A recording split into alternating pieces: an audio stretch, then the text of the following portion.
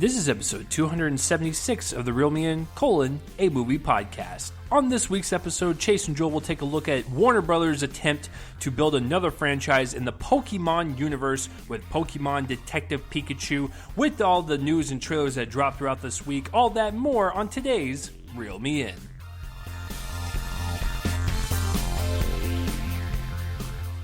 What is going on, everybody, and welcome back to the long hiatus that was the Real Me In movie podcast. I'm one of your co-hosts, Chase Lee. It is a pleasure to give you guys another episode, another entertaining look into the film industry, just talking about a little bit of everything. If you are a returning listener, welcome back. But if you are a new listener, what we typically do is we'll go over some trailers and movie news that drop throughout the week, and then we will have a review or reviews of movies that we see in theaters that are currently playing to see if it is worth your dollar and your ticket and your time, and that's just what we like to do. So before I throw it over to my co-host, if you guys could share this around and let people know this is your favorite movie podcast to listen to, that would really appreciate it. Definitely love it when you guys like the episodes and talk back with us. It's really fun to listen to. Today's episode, like I said at the top,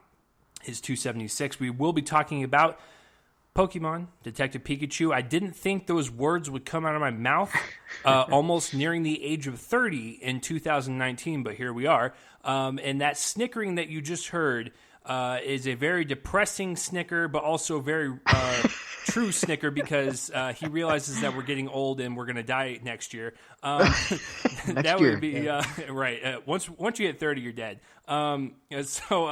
We have Joel Copling, the co-host, my other cohort on this movie adventure that we like to take you guys on every single week. Joel, how are we doing this week? It's been a good week and a half since we recorded something. I almost feel like I was almost going through some withdrawals, and I didn't really like that.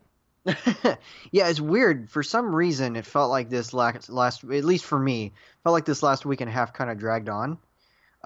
It feels like it's been a couple of weeks.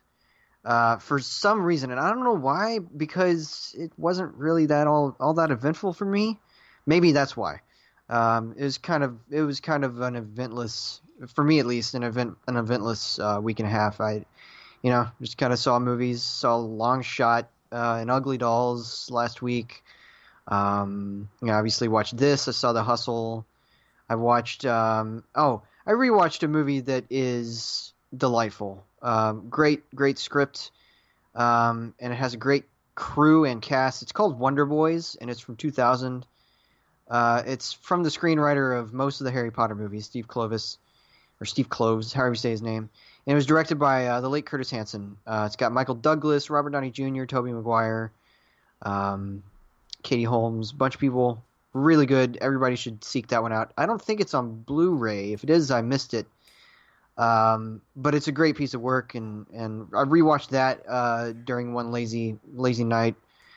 Other than that, I heard that there was a pretty controversial Game of Thrones episode. It's been amusing to see all of that from afar this final season. See people's reactions,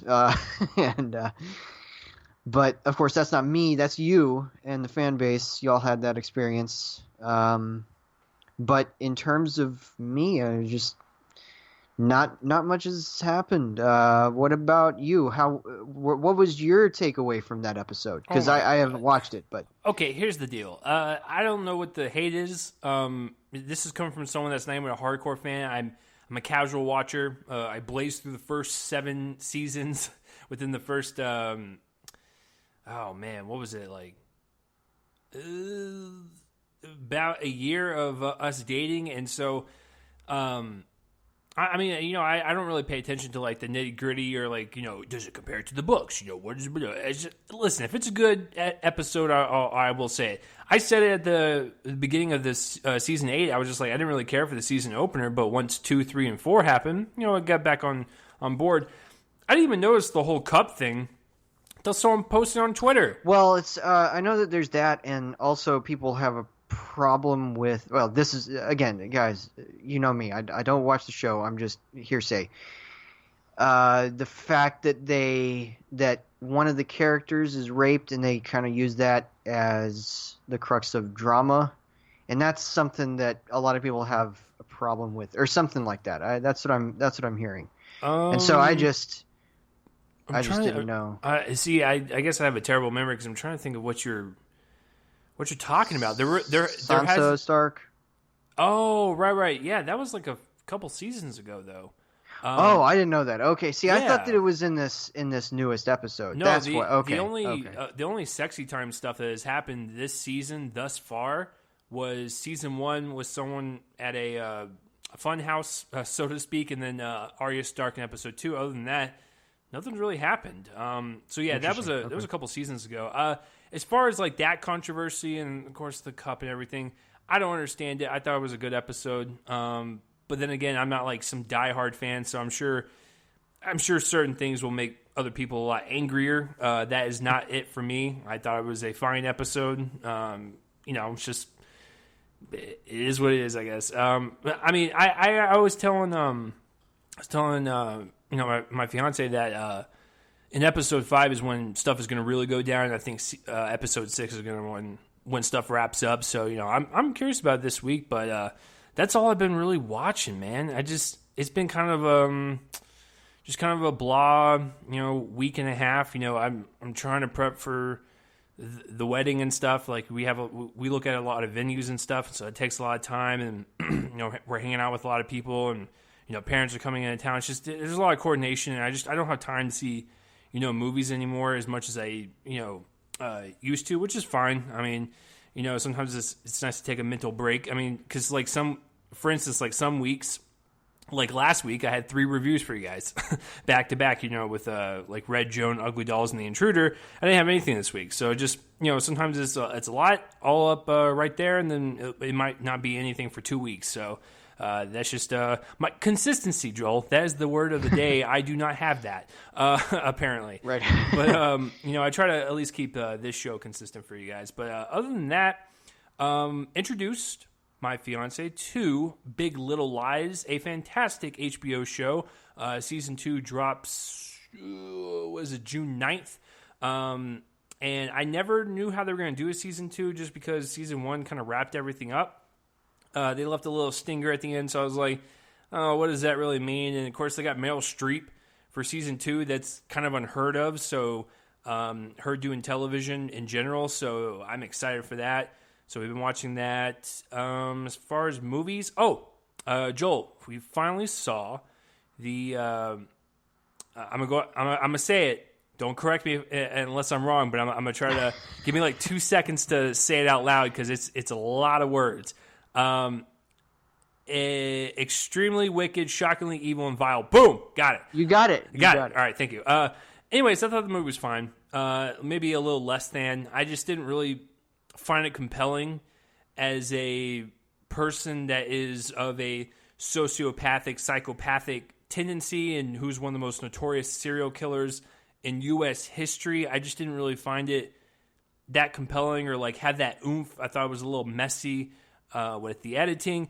I will say that Efron was fine, but he got better towards the end, and there was actually one shot at the very end that I really liked from his character. So yeah, it was just kind of a mixed bag. I honestly didn't really care for it. So yeah, I've been hearing that. I haven't watched it yet. I don't know if I'm going to get to it. It's not really on the top of my list. We have a sort of, I guess, fellow writer / we met him, acquaintance, I guess, who saw it and was pretty down on it, and that kind of killed my any sort of like buzz I had to watch it. So yeah, not high on my I'm just glad list right now. I'm just glad we didn't like waste our time on the opening night of Diff. But however, we did see Hellboy, and I'm sure the Ted Bundy movie by default could have been better. Right? Yeah. By default, it was going to be better. But yeah, just kind of a lackluster in terms of movies and television. It's just, guys, when you get married,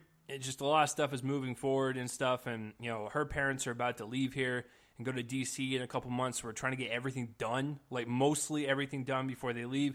It's chaotic, Joel. Don't ever come over here throughout the summer. It's just, or don't come over here throughout the summer. It's going to be crazy. So, Without any further ado, let's jump into the trailers because we were gone for a week and a half. And as Joel always puts it, every time when we take a break, even a couple days worth of a break, all the trailers drop. And I'm like, can you not do that? Like, we have a specific schedule, Hollywood. Can you please adhere to what Joel and I do every week? But, of course, they don't. And so the best one was when I went to my brother's wedding in March. That's when, like, Once Upon a Time in Hollywood dropped. That's when a bunch of these other big ones dropped. I'm like, guys, can we slow this down a little bit? But basically, just never take a break. No, right. But, so, like, we're gonna basically do this until we stress kills us, and it's gonna be fantastic. Well, I'll just I guess tell listeners right now. I mean, we don't have like dates that we can tell you, but there's gonna be periods of time this summer, especially before the halfway point, where we're gonna have to double up and take like 2-week breaks at a time, potentially, and so clearly that's what I like about what we do, Joel, is that since we're 276 episodes in, I think we've actually earned the right to, like, if we need to take something because something came up, I think it's okay. Now, if we were starting out and we started skipping weeks and stuff, I'm pretty sure people listening would be like, man, these guys aren't consistent. Get out of here. And so we've been doing this for a while to where I think our listeners are patient people, which is great. I'm glad that we do not have any crazies out there. The only crazy people that listens to this podcast are Joel and myself. So the trailers, a lot of controversy dropped, a lot of great ones dropped, a lot of ones just kind of came and went. It was a fantastic week and a half. But I'm going to go ahead and just start out with the obvious one that everyone wants me to get to. Yes, it is Sonic the Hedgehog. So here's the deal. That's not where I thought you were going with that. Right. So, hey, got to keep you on your toes. All right. So Sonic the Hedgehog, which is being distributed by the same company as Dora and the Lost City of Gold. So you know that we're off to a great start. Sonic the Hedgehog, if you guys around Joel and I's age, or if you grew up in the 80s, I'm sure you're aware of the game. We have a blue hedgehog. You run really fast. You collect the gold rings. There's been many game variations on this character. He's an iconic figure, just as high up there as like Mario or Mario. So as you can tell, my video game knowledge. Yeah, Link and Zelda. Yeah, so Sonic is definitely up there when it comes to video game mascots and characters and stuff. This is the live-action version, and we have Ben Schwartz as the voice of Sonic the Hedgehog. We have Jim Carrey as Dr. Robotnik. We have James Marsden, who I guess loves doing these movies because he was also in the movie Hop.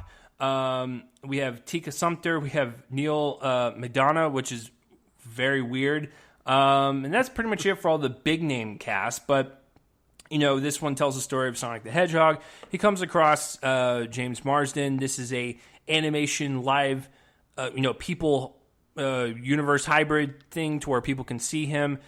He is animated, and Dr. Robotnik wants to stop it.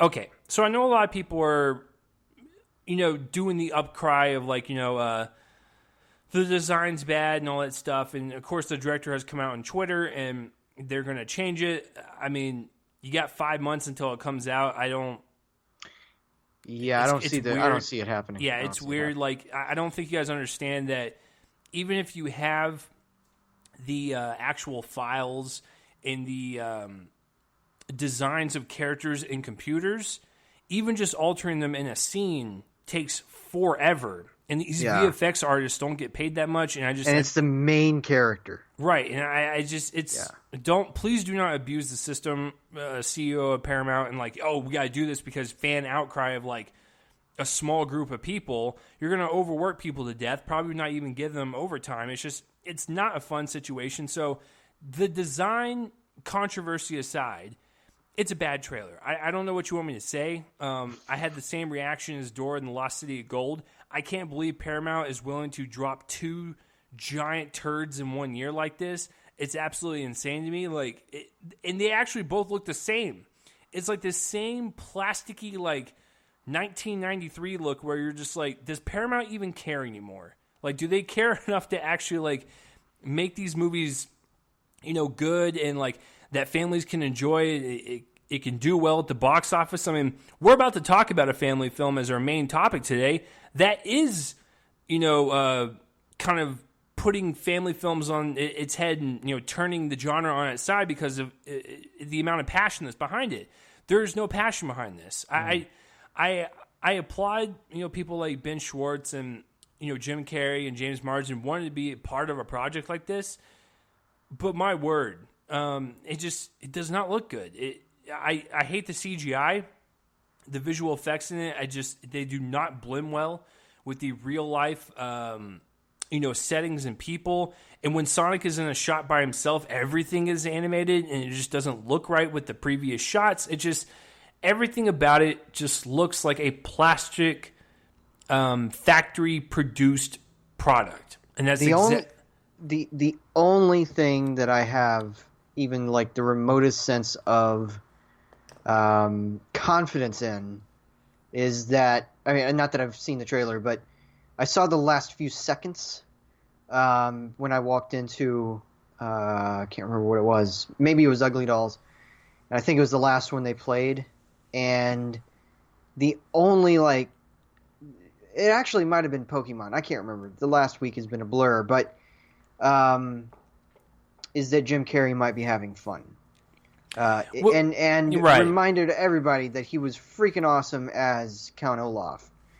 And so I think that him and kind of this over the top, but I've only, But I mean, that's where it goes back to me saying, I appreciate them wanting to do this. It looks like they're having fun. Right. It sounds like Ben Schwartz is giving his all, providing the voice of this iconic character. I'm just saying the overall product and what it was delivered did not do anything for me, and it was, really disappointing. To be honest with you, I didn't know what I was going to expect. It was just it's a Sonic the Hedgehog movie. Would you want Shakespeare? Speaking of Shakespeare, great segue. Good old Joseph. I already reviewed this movie for you guys, so it's actually kind of stupid for me to bring this up. But the trailer actually dropped, and I want to know if the actual marketing is better than what Joel says. So, what movie is that? It is a film that he saw at the Dallas International Film Festival, and that would be Ophelia. And this is the one where it is the perspective of Ophelia told in the Hamlet story. So, everything that Joel said, the way it looks, the way it feels, the actors involved, the trailer felt like that. It's kind of impressive. If you go back and listen to Joel's exact description of what the movie, because I wasn't there that night, of what the movie was and the reason why he did not like it, the trailer displayed that. And I was like, oh, wow, so even the marketing's not even going to hide any of this. It's kind of impressive. Listen, when you look at a film like this that has Naomi Watts, Clive Owen, Daisy Ridley, you're like, oh, wow, this could be an Oscar contender. And the trailer plays out oh man, get ready for this. This is going to be the next Oscar-winning movie. And it's no, everything that Joel pointed out that was wrong, I noticed throughout the entire trailer, and it looks like it doesn't really accomplish anything. Yeah, so I watched this trailer. Obviously, because you've already seen the movie. I saw it, and I wanted to see. I was really curious, how they were gonna sell it, and they sold it in exactly the way I thought they would. That's what I'm saying. I remember the conversation you had, and I was like, it has to be different from what Joel said, just to bring people in, right? No, that's exactly how he described it. It is very, very, very, very inefficient in terms of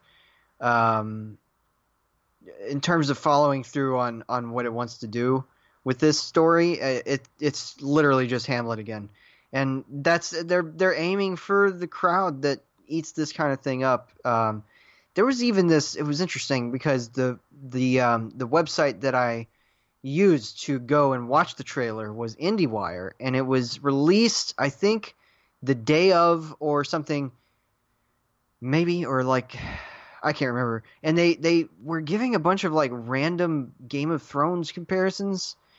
It was really interesting how that was kind of wrapped around the whole, because of the fact that Game of Thrones is on right now. They're it's trying to turn this into Game of Thrones. And I'm just thinking to myself, okay, but Game of Thrones wouldn't exist without William Shakespeare. Right. Because deep, even farther back than Tolkien and all of that, George R.R. Martin is taking from Shakespeare. And he's taking from Greek tragedies and all of that to kind of service his narratives and how they play out, at least from afar. I mean, that's what he's working with. He's working with swords and sandals and fantasy. That's all stuff that has kind of trickled down in terms of inspiration from Shakespeare. And here we have this take on it. And I just thought it was very interesting how IndieWire, which I'm sad to say has kind of gone down in prestige, was kind of framing this. And yeah, I mean, if you watch the trailer, they're aiming for that crowd, and it's every bit as lazy as it looks like. It's just not a good movie. If you want to compare it to Game of Thrones, that's totally fair. It's a lazy Game of Thrones. Yeah. Like, that's what it looks like. So if that's what you want to... At least Game of Thrones doesn't, at least in the episodes that I've seen, doesn't look like it was shot on a high school set. Right. That's what it looks like here. Well, you know what's really weird about this trailer is that it sets up the whole... Like, it even says it in the title cards. Like, this is a perspective of Ophelia in the Hamlet story. There was maybe 2 shots that indicated that this was her POV. Other than that, it just felt like a Hamlet movie. I was like, what kind of perspective is this? She's a co-lead in the narrative with Hamlet. Right. It's weird. If you want to, like, there's, film critics like Mark will, and I do this too, will list in their cast lists in a review, actors in terms of, or in an order of, like, significance. When we do the cast list, and I'm telling you, George McKay, actually, I think it might have been George McKee, but anyway, however you say his last name, as Hamlet, will be second to Daisy Ridley, and it's only because they take on Daisy Ridley's perspective in the movie, and she's in it a lot. But I'm telling you, he is a co-lead, and again, just want to reiterate to people, and you can doubt me here, but when you see it, you'll know it is literally just Hamlet again, and it's just a slightly reworked kind of telling of it, slightly, but not enough to count as a retelling. And it's pretty. It was so disparaging to hear Joel talk about it, to a point that I will accept pretty much anything that is thrown at me to review. But since this is from IFC, I'm telling you right now, if IFC is listening to this, if you guys send me the email, I'm not asking for it. I do not want to waste my time for it. I trust Joel. I trust Mark's opinion. There's few people that, to where their opinion I trust the most, to where I'm not going to waste 2 hours of my life if I can avoid it. So, sorry, IFC, I will not be reviewing this for you. All right, so the next one, oh man, super stoked for. And you know what's really funny is that Joel and I have done this. We've done this for a couple years now, 2.5 years, and it seems like there's people that listen to this show. Because, I mean, I'm obviously not, because they plan these things out months in advance, but there's someone listening to the show, because anytime when we bring up a movie or anything that alludes to the future, they always drop a trailer within like a day or two. And I'm like, I didn't even think they were going to drop a trailer for this soon. And that would be Crawl. Now, if you guys listen to our they dropped a trailer for that. I did not know this. Okay, cool. Right, awesome. Right, exactly. So when we were going over the summer movie preview, this is one of the ones from Alexandra Aja, the director behind the Piranha movie, the Hills Have Eyes remake, and of course, one of my favorite films, High Tension. He's a really great horror filmmaker. I'm always excited to see what he does, even if it's super campy, like the Piranha movies. I'm there for it all day. And so when we were going over the summer movie preview in July, there was something coming out called Crawl. And we're like, oh, that sounds really cool. Aja's involved. Sam Raimi's producing. He hasn't produced anything in 3 years. The last thing he produced was Don't Breathe.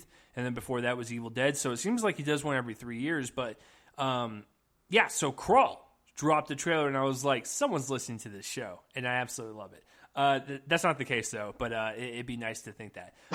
If you guys were wondering what Crawl is about, we have a young woman, while attempting to save her father during a Category 5 hurricane, finds herself trapped in a flooding house and must fight for her life against alligators. That is the actual description of it, and I cannot wait. They are taking the approach of like a shark movie.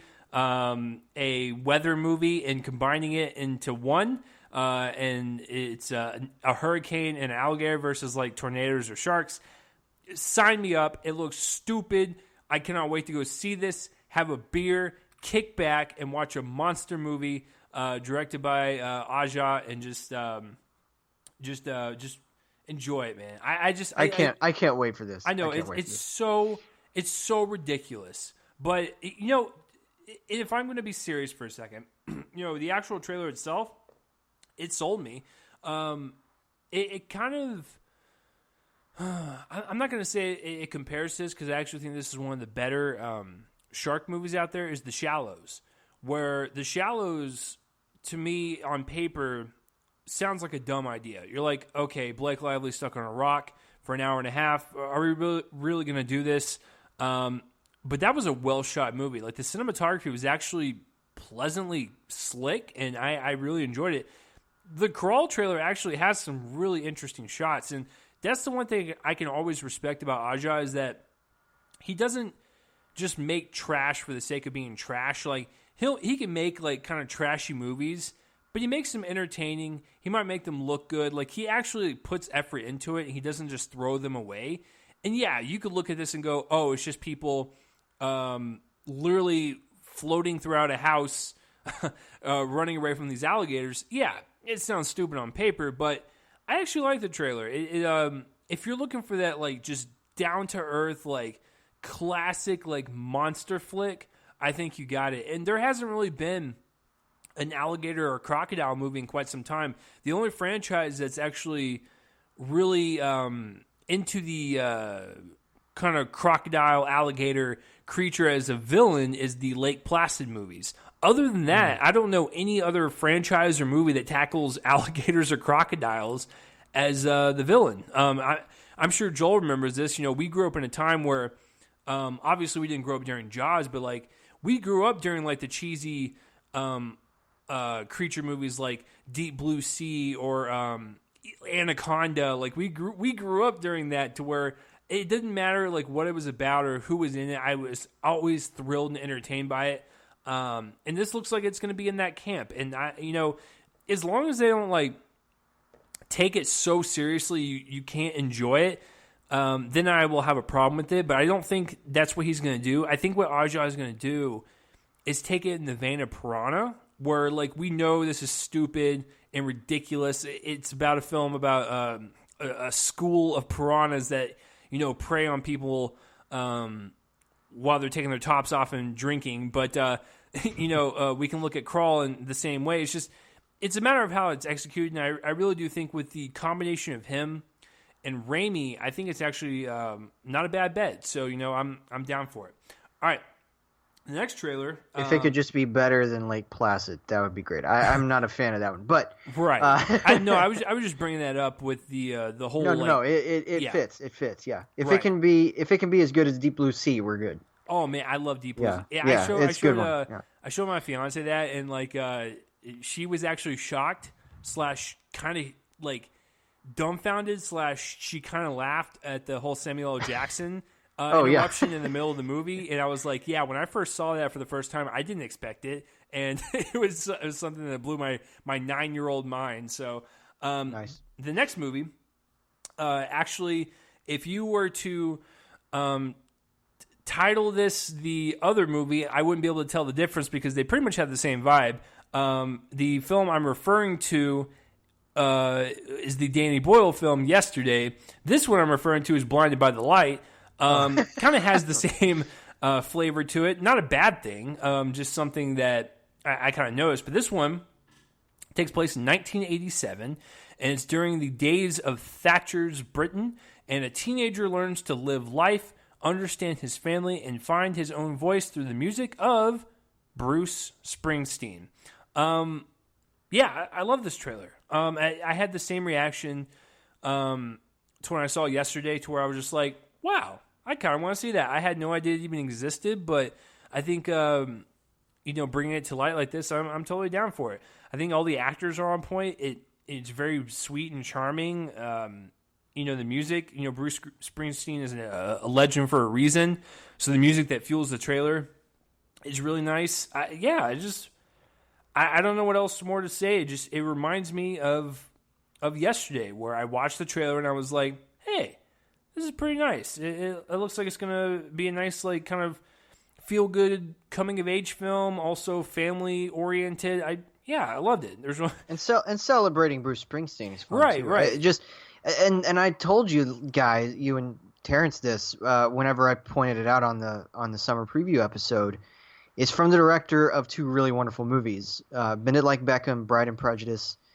And I'm telling you, people need to see those. Great family movies, both of them. I think maybe Bride and Prejudice is a little more adult than Bend It Like Beckham, but they're still good for the whole family. I watched them around the same time. I think that we rented them around the same time from Blockbuster back in the day. And so I'm not surprised to hear this. I can't wait for this movie, and I think that it's going to be a real sleeper, honestly, in terms of this and Yesterday are probably going to be in the same boat, just different weekends. Obviously I think this one has a Wednesday release, and so that'll give it a little boost that week. And I'm telling you, in terms of these sort of indie studio mixtures, in terms of indie studio distributing it, but very, very mainstream sensibilities. I'm telling you that, they're going to hit the same audience, and it's interesting too that they have not similar ideas, kind of similar ideas about music in terms of, with Yesterday, it's what if the world lost the Beatles, which it's on the right track. That would be absolutely awful. That would be catastrophic to the entire culture, actually. And I don't think that people realize just how clever the entire idea is because of that. And then also here, it's this kid who doesn't really have anything and is using music to escape, and finds it in an unexpected source. Somebody that is not on his socioeconomic level, and is way above it, and has a privilege that he doesn't, that he still sees a message in his music that he agrees with. I'm telling you, I love the concept of both of these movies, and I think that they're gonna really kind of fight it out for sleeper hit of the summer. That's not a big movie. Well, it also kind of reminds me of Sing Street back in the day. Yeah, that was kind very of much. That didn't really make a lot of money, but it was kind of a sleeper hit. A lot of people really started to grasp onto it around It was a good season. movie for April. That's when it came out, right? And it really took off on the indie scene. I think, I mean, again, not Runaway like something else might have been, but again, for April and a movie like that, it really did well. And I think that these two people who see Yesterday are going to want a hankering for something that celebrates great music again, and I think that they're going to get that hankering right around a month and a half after, and that's when this comes out. So I think it's they're perfect. perfectly positioned with each other. Yeah, that'd be a great, actually, a double feature. Yeah, if Yesterday is still in theaters when Blinded by the Light comes out, that would be a fun thing to like. Even if I've already seen Yesterday, and I probably will have done. It would be fun if it was still in theaters to go see it again and then see this right after it. Because I think they're working on the same wavelength. So can't wait. No, I'm glad that we have this podcast to talk about these smaller films, because if you didn't watch the trailer, you probably would have never done it. So if you like Bruce Springsteen or movies like this, go give the trailer a shot. Maybe the movie when it comes out. The next trailer is Spider-Man: Far From Home. They officially dropped the trailer. Moving on. Okay, so you know what's really great about this trailer? I've told Joel this, and I'll tell you guys this. I don't know how, but I have escaped every trailer for this movie. For every theater visit I've gone to. Yes, and you're probably thinking like, wait a minute, they didn't play it in front of Shazam or Hellboy or the Avengers? No. Every time I saw one of those movies, it did not play. And I don't know how I've escaped it, but I have actually been strong, and I have not watched anything. Now, obviously, you got to be wary now, because we got some stuff coming up that it'll probably play in front of Dark Phoenix. And not if I go to the Fox invite that I'm Oh, gonna that's probably true. get. Yeah, So, you're lucky. Okay, so I can it'll escape probably that one. play in front of Well, but you'll get Sony, right? Right. So unless they play the trailer in front of Men in Black, then I'll be screwed. Right, right. But I was also thinking you may get an invite to Spider-Man because it's not Marvel this time. I mean, it's not predominantly Marvel. No, You no, know, no. I will. is I will phased. definitely get an invite to Spider-Man: Far From Home. It'll probably be in late June sometime, so I'm looking Yeah. forward to it. But if I can just hold out between Right. now and then, that will be golden. But I have not seen a lick of the trailers. I've seen kind of like with Joel's instance with the one trailer where you saw like a couple of seconds of the end of it or whatever. I did see the kind of like first 5 seconds of the beginning of it, and I know what it is, but it's still nice to like not know it in context or when it happens in the movie or the performance from Tom Holland or whatever. But I do know what it happens, and I know with the whole thing with like Mysterio and a lot of stuff dropped in the trailer in terms of spoilers and everything. But I still haven't watched it for context, so I couldn't tell you about it. All right, I still do not know the plot. I'm proud of myself. That's awesome. That's great. Just know that Bubble Boy is the villain, and I think you will really love that. And then the kid from The Impossible's in it. Did you know that? So it's and the chick from The Greatest Showman. It's fantastic stuff. And the Oscar-winning actress of The Wrestler. It's a fantastic cast. So the trailer I want to jump to next, because I have seen it, and I'm not going to lie, this looks like maybe... I won't speak for Joel, but I will say maybe top 3 for Joel, maybe my favorite of the year. Depending on how it is executed, I think that we're possibly looking at one of top 5 guarantee. And I've heard nothing but great things coming out of Sundance, and the trailer finally dropped for A24's first PG film, The Farewell. Now this one stars Awkwafina, and this one is about a Chinese family that discovers their grandmother has a short while left to live, and decide to keep her in the dark, scheduling a wedding to gather her before she dies. So it's got some nice comedic bounce to it, but it's overall dealing with a lot of family issues and family in general as the theme, getting people together that don't really get together that often, and knowing that if someone is in that predicament, you want to get them together one last time and celebrate with them before they eventually pass. This trailer is phenomenal. I cannot wait to see this. Listen, I've said this because I didn't see Ocean's 8. I know Joel did. I saw Crazy Rich Asians, and I can tell you that I didn't really care for Awkwafina's role in the movie, but she's got great comedic timing. She's great at what she does.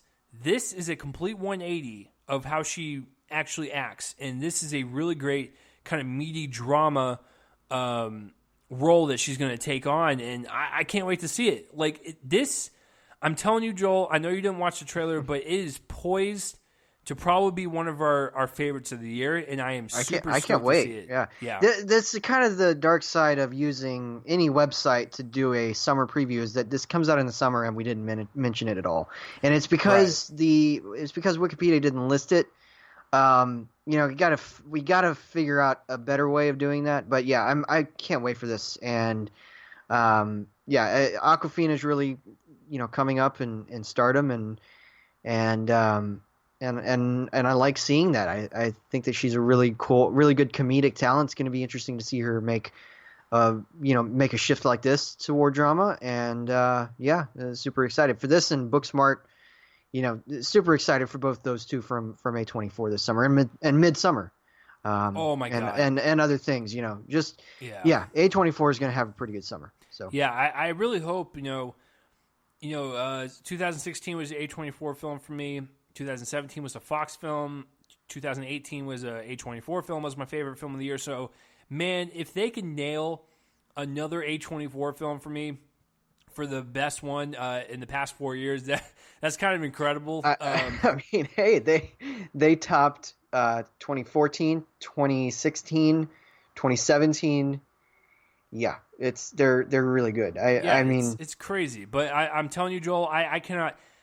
This is one of those cases to where, like, when I saw the trailer, I immediately thought of you, and I was just like, I can't wait for you to watch this. Like, I want you to experience this in the theaters, and I hope it moves you as much as it moved me just within the 2.5 minutes. That's what's crazy about it, is that 2.5 minutes was so impactful. I was like, oh my God, this is going to be a weep fest for an hour and a half, and I'm going to be crying proudly in that theater. I can't wait. So, farewell, A24 film, their first PG-rated film, and it is coming very, very soon. July 12th, actually, the same week as Crawl, the alligator-killing movie in a hurricane. So I'll probably put it off just a few days, and then maybe like review it with the Lion King on my website. I mean, and yeah, because I think that'll make sense. Because I think that the week of the 12th is Crawl and Stuber, which kind of go together in terms of big crazy entertainments, probably. So,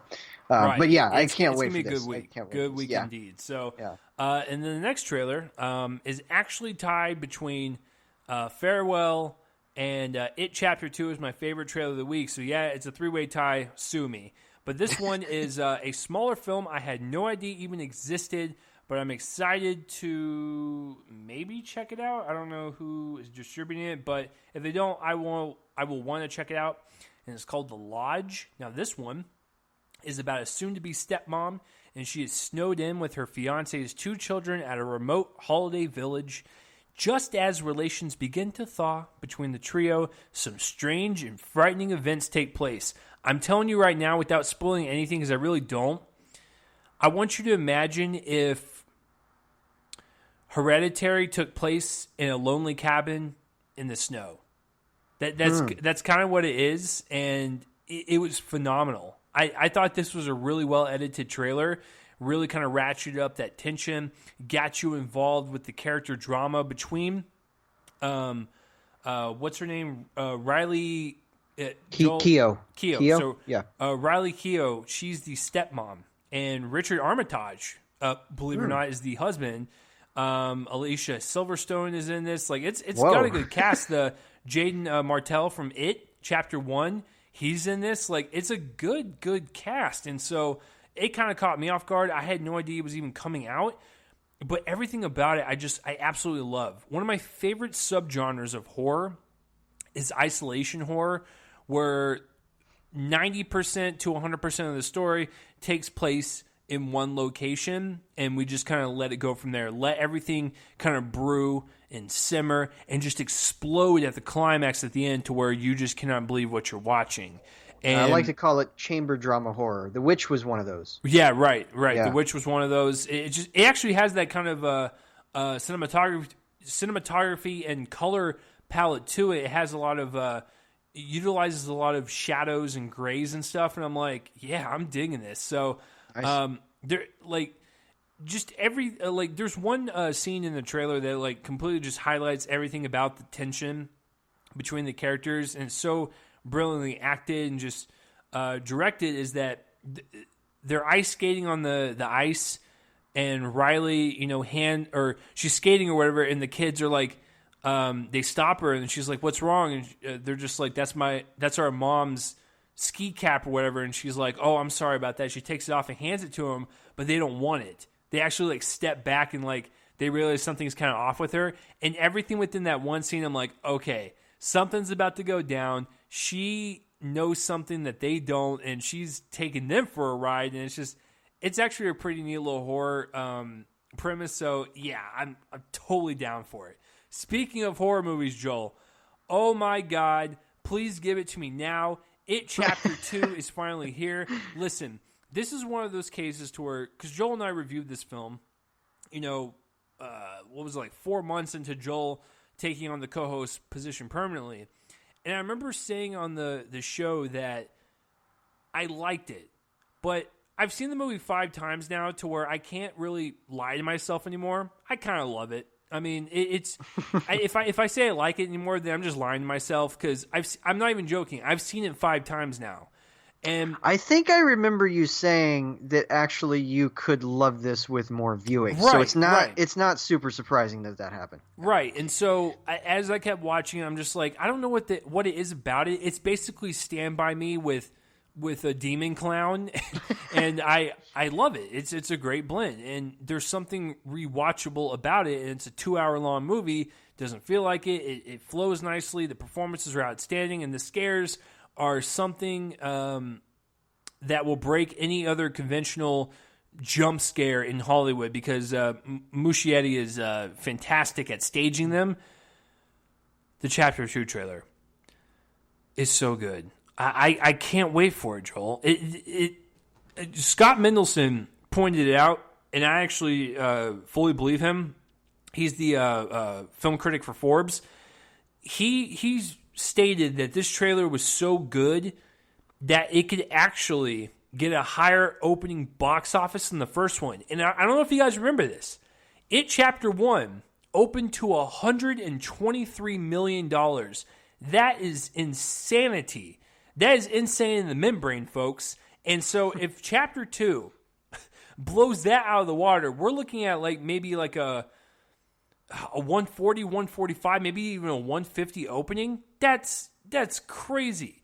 So if you guys are unaware, It Chapter 1 focuses on the kids from Derry as they are being kind of stalked by this clown, Pennywise, and they eventually have to come together, tackle their fears, and really take on this clown, while also dealing with the kind of in-home drama that a lot of them deal with Beverly and her abusive father, or the germaphobe kid and his mother that's keeping him quote-unquote sick all the time. You have the kid that's made fun of because of his weight.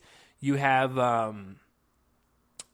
you have the pastor's son. So there's a lot of drama within it as well, which I really enjoyed. This one focuses on the adult versions of them, because Pennywise comes back every 27 years, I believe that's the number. And so he has come back to Derry. The kids are all grown up, and so we're going to see the adult versions. We have Jessica Chastain as Beverly. We have James McAvoy, Bill Hader, and I'm going to be quite honest with you, the other four I don't remember just because they haven't really been in much. But those there's the Old Spice guy. Thanks, Joel. We'll just call him I'm on a horse. I'm I'm on a horse guy. All right, perfect. Yes, Isaac Mustafa is his name in real life, but that doesn't matter. He's I'm on a horse. Right, so he's I'm on a horse. But no, the trailer's fantastic. It opens up with a scene with Beverly, Jessica Chastain, going into her house where she grew up, and this old lady lives there. There's something kind of off about the old lady, and everything that's set up about the scene, because it's eventually revealed to be, who. Muschietti is perfect at building that tension, making the actress that is the old lady, she is phenomenal. Just every little tick and nerve that she has in her face or her body movement, it just represents what Pennywise might do if he was in the skin of another person. Is absolutely eerie and just creepy. It's so good, and I loved all the shots after that, because it was like a little mini scene with a bunch of shots after that to kind of set it up. There's one shot where Pennywise is tearing off his face. It's this is going for the jugular, so to speak, in terms of scares, story, and just making this an overall bigger and better sequel. I felt that. Warner Brothers, keep doing what you're doing, because the horror movies that you're pumping out, maybe besides Blumhouse and A24, if you're talking big major blockbuster level, you're doing a pretty good job. So It Chapter 2, the first trailer dropped, and it was totally worth it. I can't wait. Definitely one of my, that and probably Midsummer. If you want to talk about horror films for the rest of the year, those are it, hands down. I'm telling you what, it's interesting because that you say all this about Muschietti, because he also directed Mama. I still haven't seen that. You got to see that. He's really good, and I think that was his first movie. I'm pretty sure that was his first. And then this, and Chapter 1 was his second. And he's really good about making movies that kind of come off initially as good, but a bit of a whiff in terms of their staying power. But then you realize that you've been thinking about them for a while afterward, and both of them are movies that I would probably give a click higher than I did in terms of ratings whenever I initially saw them. I think I was fairly positive toward Mama. I would definitely give it something like a B now. It was probably a C plus or a B minus before that. I haven't even seen either of them again. I'm not like you on it, Chapter 1. I haven't seen it more than once, but I'm telling you, he's good about movies that stay with you because of the fact that he takes such an unorthodox approach to scare tactics. He's not, and I noticed it in both of these movies. He doesn't like to cut away or have a lot of rapid cutting in his horror. He likes to look straight on at it, and I think that that's really smart. And that's why, especially with a story like this, where you're dealing with something that preys on your fears and uses those against you, you need something like that to have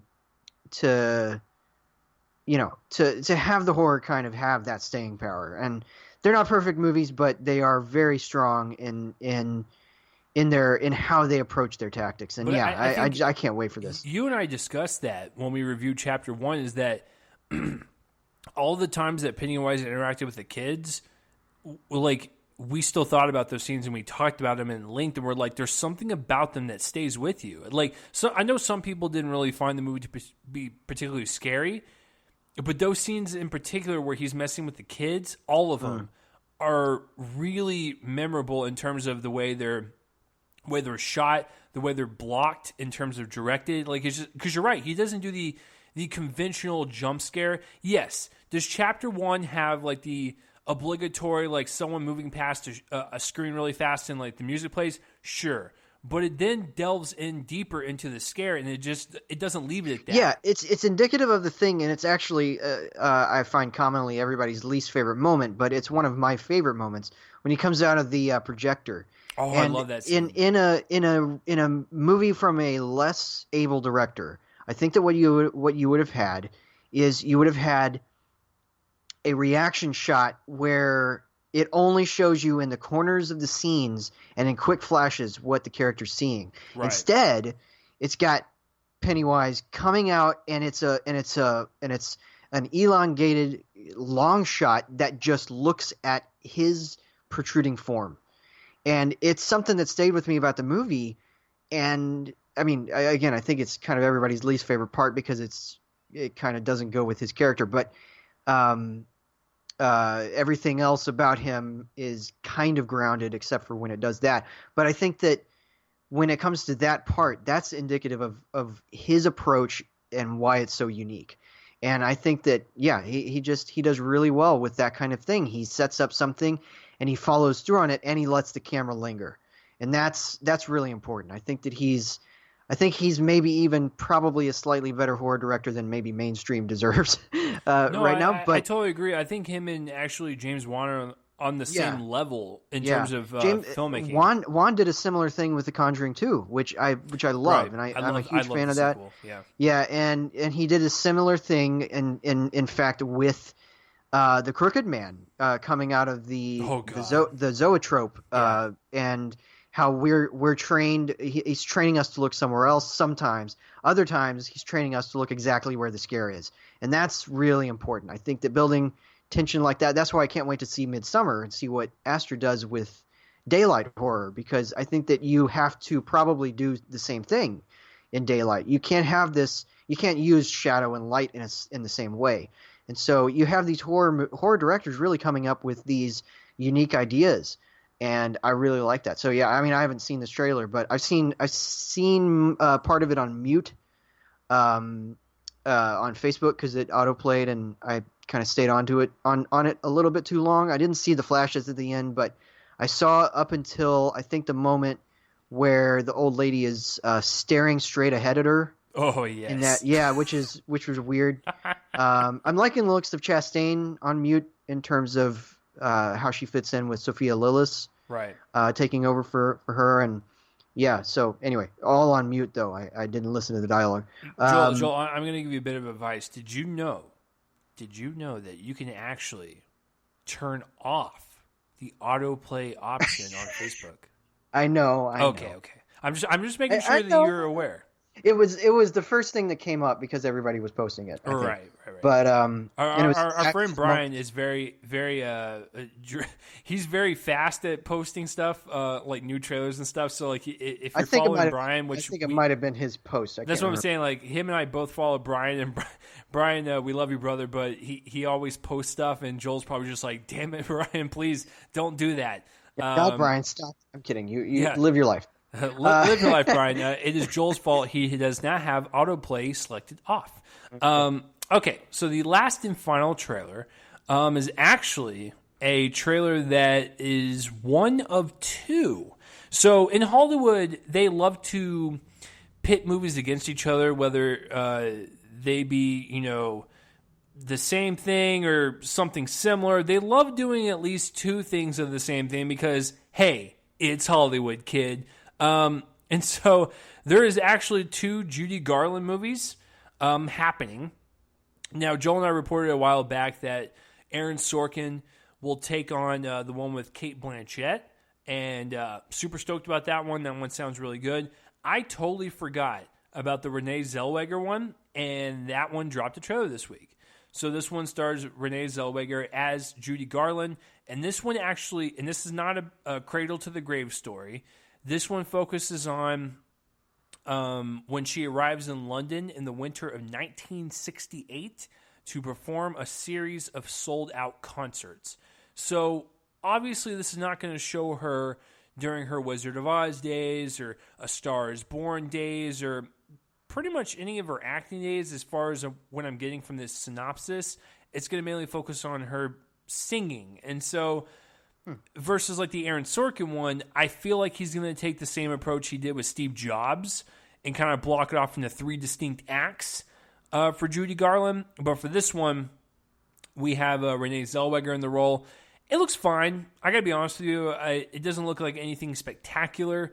I'm usually not the one person to gripe about when an actor or actress looks like the specific person they're portraying. But Renee Zellweger does not look like Judy Garland. So it is a tad distracting to see her in the trailer being this person that is one of the most iconic actresses in this industry. Little hard to believe it because she doesn't look like her. But if we're going to talk about her performance, I don't really know because the trailer is fueled by Somewhere Over the Rainbow song. And it's all audio-less clips. It's just her reacting to things, and they have maybe a snippet of her at the end, but that's about it. So it was definitely a teaser. Maybe the full trailer would get more context, but if we're talking about first impressions, I'm really not impressed that much. I'm looking forward more to the Sorkin version. So we'll see. Judy Garland is a classic actress. I mean, there's a reason why she's having all these movies made about her because she is one of the best. I just don't think this trailer really did it for me in terms of a biography or even showing this period in her life. I don't know why you're just showing this specific period in her life. I mean, that might be being ignorant because I don't know much about her history. I don't know what's so significant about the winter of 1968. I guess we'll find out, but it was a fine teaser. So that is the Judy trailer. My favorite one, like I mentioned at the top, it is a tie between It Chapter 2, The Farewell, and Crawl because I have no self-respect. So, Joel, out of all the ones that I mentioned, excluding Ophelia because you saw it already, which one, okay, I'm going to do the game with you. You can only pick one. The rest of them, gotta go. You'll never get to see them ever again. What's the one you are dying to see? Ophelia. I'm kidding. Oh, God. You want to watch it again? No.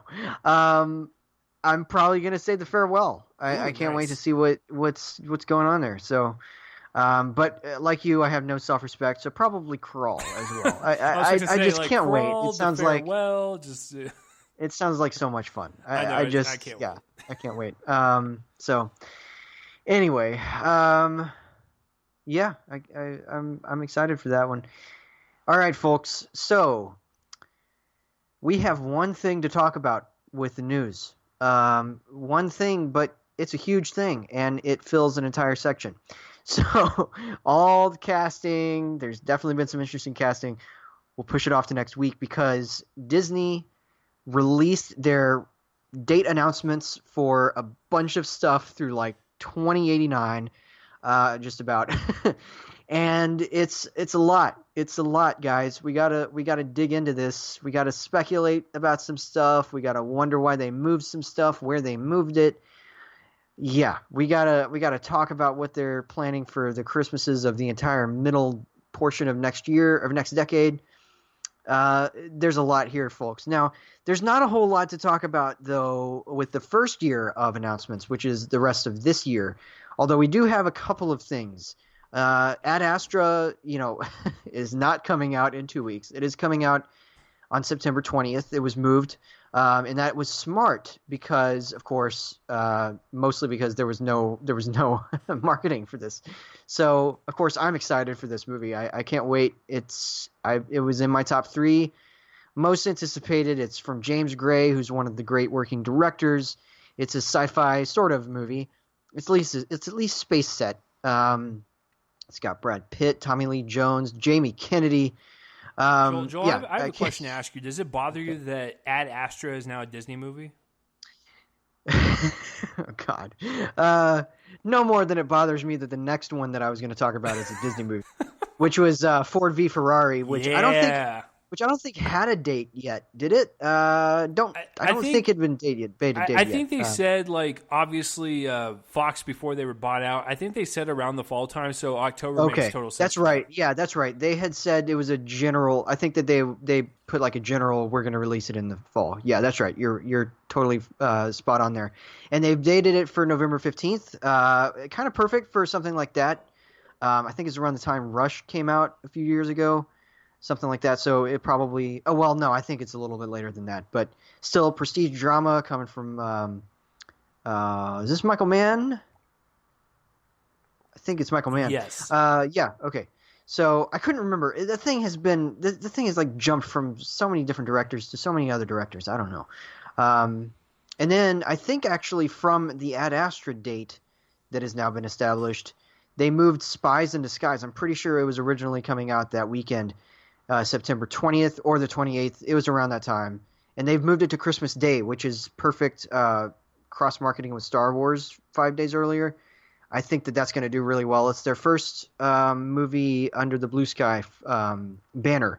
And because, of course, they own Blue Sky now. So as somebody on a Facebook group that I had put it, coming in 2028, Jon Favreau's Ice Age.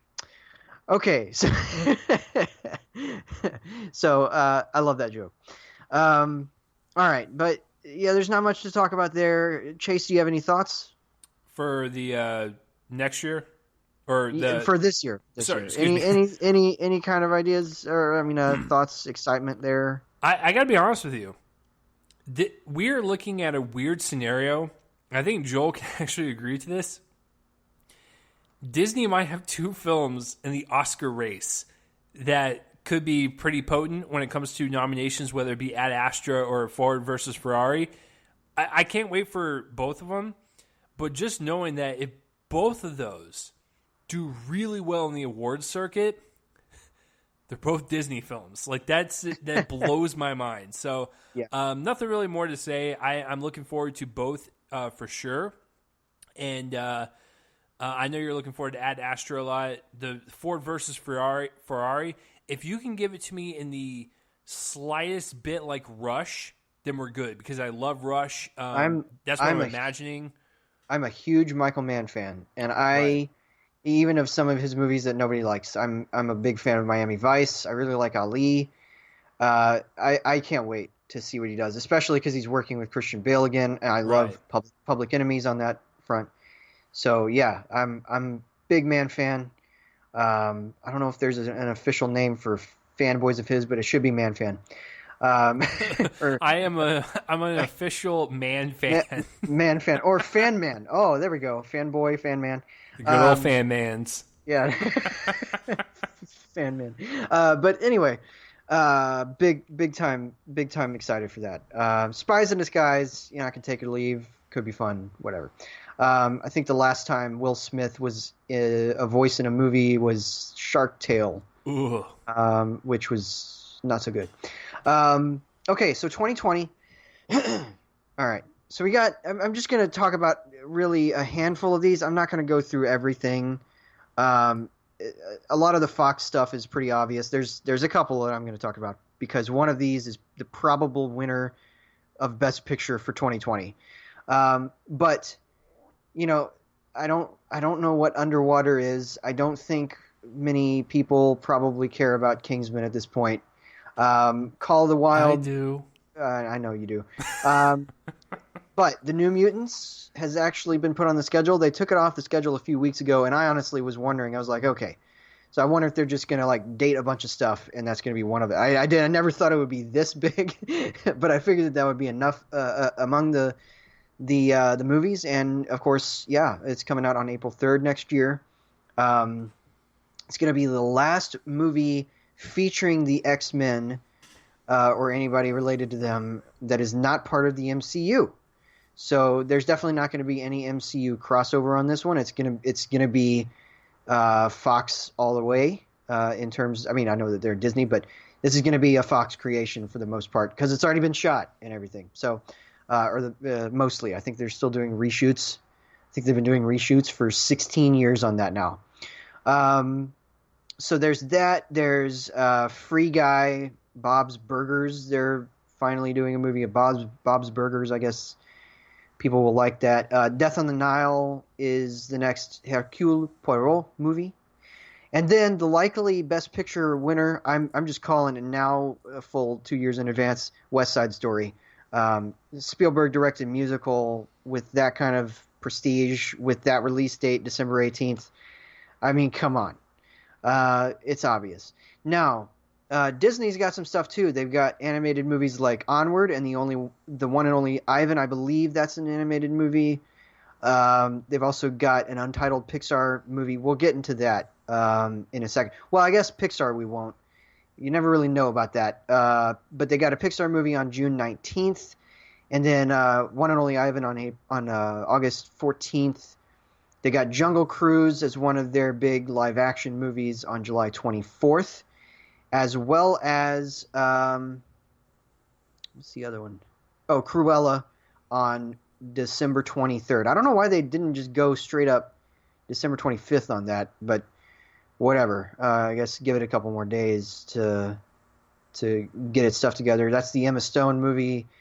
It's for some reason they wanted to do a origin story about Cruella de Vil. I don't understand that concept, but then they've got a couple of live action movies early in the year. Of course, Mulan's one of their live action remakes, although it's not a musical like Mulan was.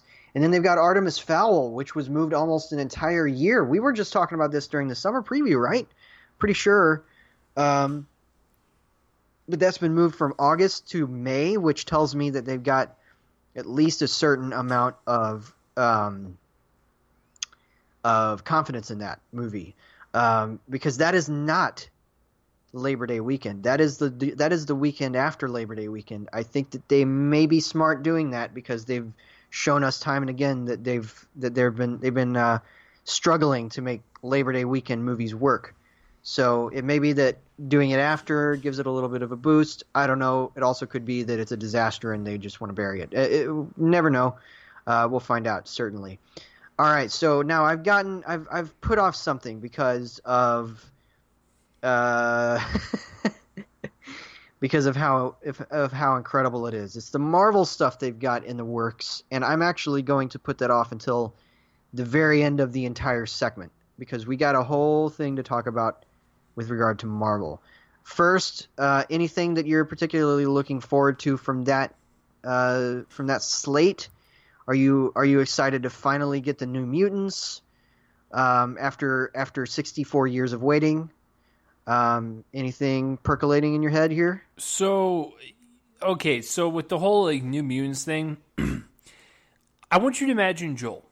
If Kathleen Kennedy was like, "Hey, we got this Star Wars movie coming out," so she pitches something that sounds really interesting, and Joel's like, "Okay, I'll bite."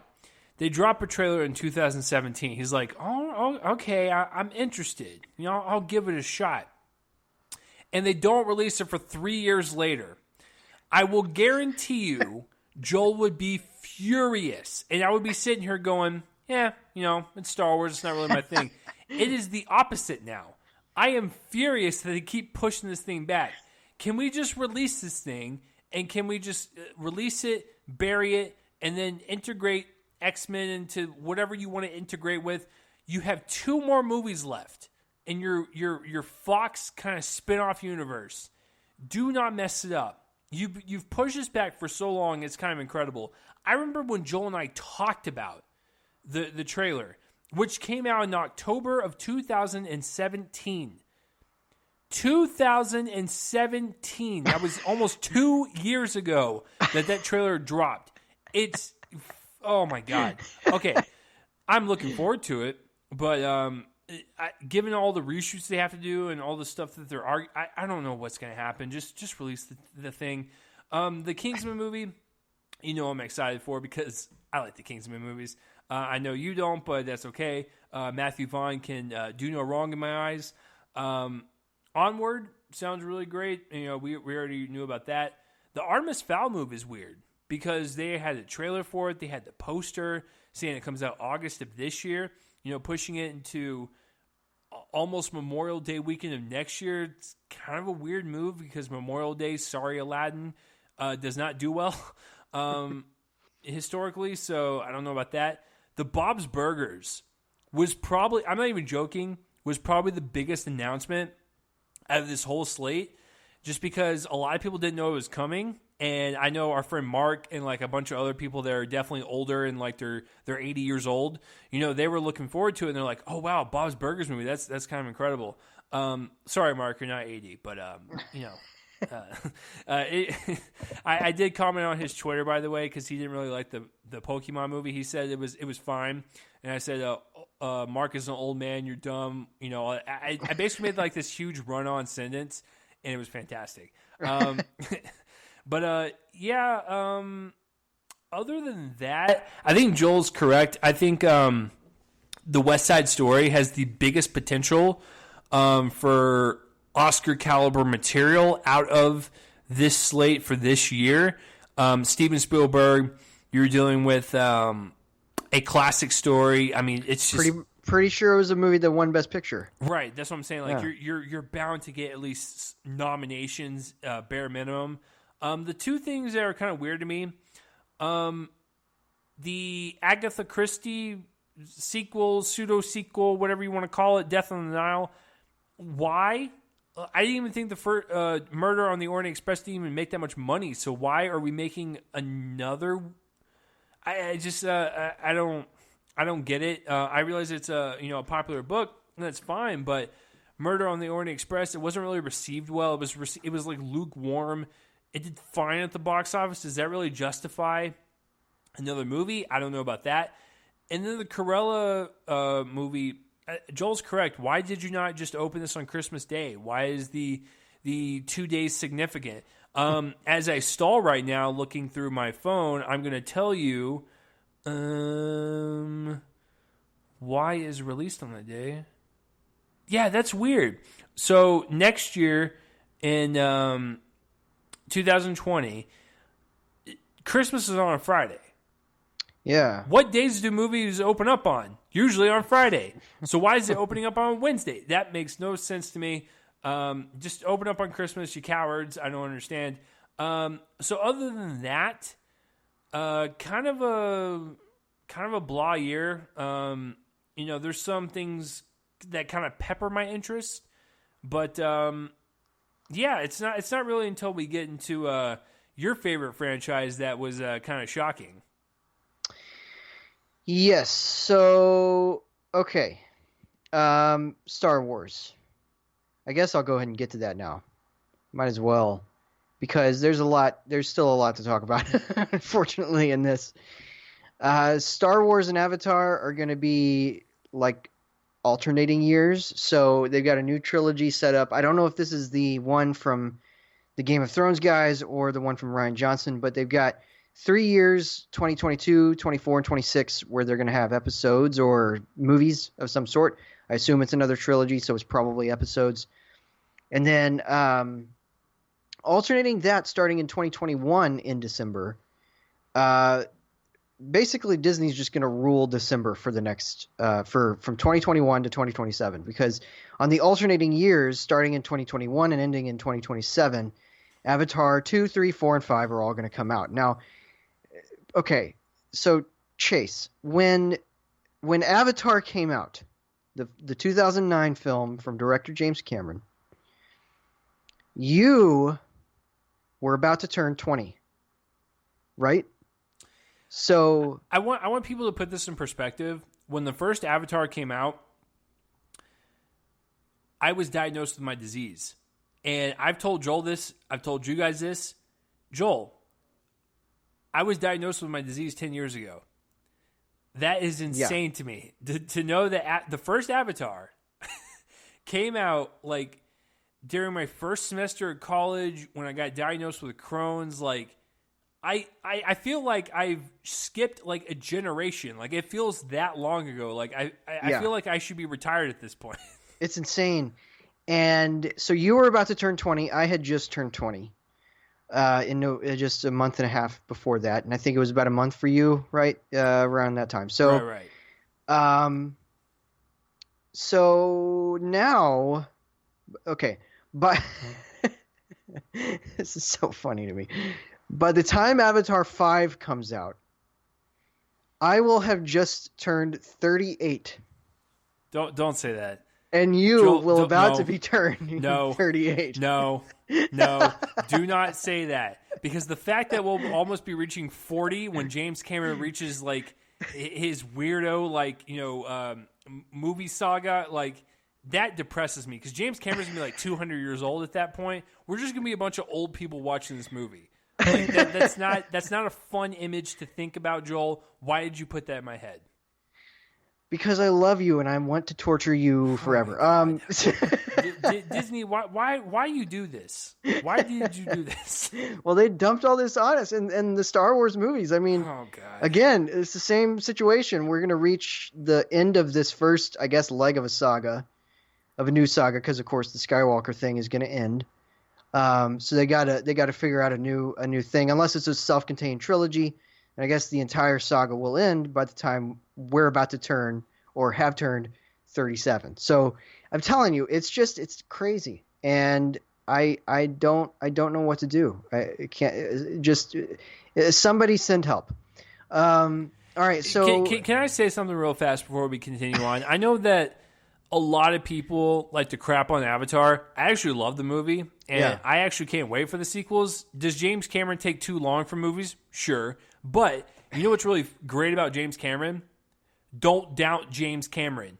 The guy always, he will go to sleep in hibernation, like literally under a rock for 20 years. He will come out and just go, hey, I made a movie. And then it'll gain $500 billion, and you're just like, where did that come from? So $500 billion. I'm telling you, $500 billion is going to be the next record. Watch out, Avengers Endgame. So, listen, I'm looking forward to at least the sequel, like Avatar 2. Now, if that one is just not good, then I'm not going to look forward to 3, 4, and 5.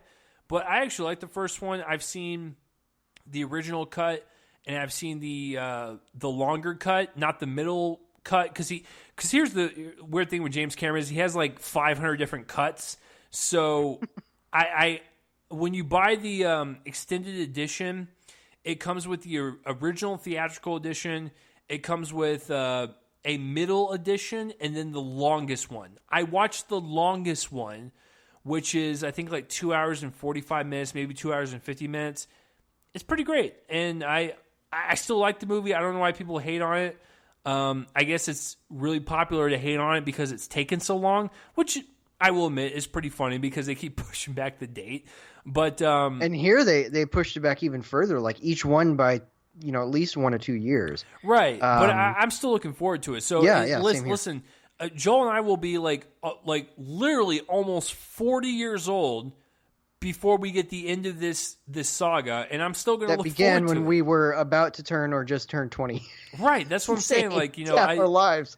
Right, that's how James Cameron operates. Though, is he makes Titanic in '97? He's just like, all right, I'm feeling pretty good, and he goes to sleep under a rock, and he comes back out with Avatar in 2009. And you're like, where'd this come from? So, don't ever doubt the Cameron. That's just the way it goes. But yeah, I'm looking forward to it. And to be quite frank with you, just to jump off on the Star Wars films, I have a weird suspicion it's not Rian Johnson's films. I think his films might have been pushed. I don't think they're canceled. I think they might have been pushed, and I think they're going to concentrate on Benioff and Weiss only because they're coming off of one of the hottest shows ever in history, and it's the final season. So I think they're going to actually fast-track the Game of Thrones creators into their movies because that makes total sense marketing-wise. And so I think whatever trilogy that Benioff and Weiss have been creating, I think they're going to push them first. And then Rian Johnson might be pushed until after that, or he might be thrown onto the Disney Plus service, which I think is a win-win either way. So that's just kind of like where my head's at. Gotcha. All right, so some small things before we get to Marvel, because we're gonna talk about Marvel. All right, so another big or semi-big Blue Sky movie is going to be Nimona. This one's based on a graphic novel series, and that one's coming in March 2021. We got an Indiana Jones movie coming in July 2021, 13 years after the last one. I don't understand that. That's so stupid. That is so stupid. Harrison Ford will be on his deathbed. He will be on his deathbed by the time that movie comes out. Like, why are you making it so late? It's crazy. I'm a fan of the series, and I don't understand why they need this. So then we have a couple of Pixar movies. Now, this is really interesting because this was the official release thing that I'm looking at, and they are very specific about their wording. And their wording of some of this Pixar stuff has me wondering whether or not they're moving into live action or semi-live action, because of the fact that here for a couple of years, excuse me, they've got Untitled Pixar Animation, June 19th, 2020. I already mentioned that. They got Untitled Pixar Animation on June 18th of 2021. All right, now you move into 2022, and they've got some entries here. There's one on March 18th and one on June 17th, and they just say Untitled Pixar. So, I mean, this could still mean that it's animation and they just forgot the word, but they put it, they were clear on putting it beside Disney. Here, we'll see in a second as I'm going to talk about that. I just wonder, whether or not they're going to move into some of this sort of motion capture stuff or something. I think they might move into more adult stuff. And I'm not saying like, Happy Time Murders, but there is Pixar's Happy Time Murders. Right. There is I don't know if it's Pixar or Pixar animated shorts, but on YouTube they release shorts all the time. And there was one short that I watched where it was just kind of like Blob, and she was in the workplace. And she was, starting her day or whatever, and she was trying to fit in, and everyone was making fun of her. But then she really got into the vibe of how they work, and like she became one of the boys, so to speak. That short had a curse word in it. It had some risque humor, and they've already dabbled in that with The Incredibles 2. I'm actually starting to think they're going to move into more. Not adult stuff, but more like mature. More mature. Yeah. PG-13 bordering material. Interesting. It would be interesting if they did that. All right, so then the next thing is that they've got a bunch of live action movies slated for several dates. I won't repeat them all because I'm getting tired of that. But obvious, I know some of these are What obvious. has Disney done to you? I know, right? A lot of these are obviously live action remakes. I think that's clear. I don't think it's. I You're don't think just it's. gonna assume all of them are I'm remakes just from our no, no, childhood. no, no, no. Not all of them. I'm just saying a lot of them are. I think that at least half of these are because we've got That's true. yeah, I mean, they've already got next year's named. So they've got 4 in each of those years and then 1 in 2023. So I'm assuming that at least 2 in each of the years of 2021 and 2022 are live action remakes. I mean, they've already made 3 this year. It just goes to show that that's where they're heading. Now, they could also be stuff like Cruella, which really isn't one. It's kind of a origin story, or Jungle Cruise or Artemis Fowl, which are just big, uh, big budget kind of tentpole things. I can't imagine that the one being released in October of 2022 is a Disney remake because that wouldn't make any sense putting that there. Same in the October 2021 thing, but they could put some big budget tentpole stuff in that release date and make moolah. Um, then okay, let me see. Have we covered everything else? Oh yeah, just a couple of Disney animation things. So obviously all of these are untitled that I'm talking about with these far out years. Now we've moved into Marvel, and this is where I'm gonna start again with the release dates. So okay. I'm pretty sure that what we're looking at here is the entirety of Phase 4, because here's how I came to that conclusion. Generally, in the past, when they've ended a phase, sometimes it happens in the middle of the phase too, but it's usually when they. I mean, it's always when they end the phase and then they start a new one. They go almost a year, around 10 or so months, 9 or 10 months without a movie.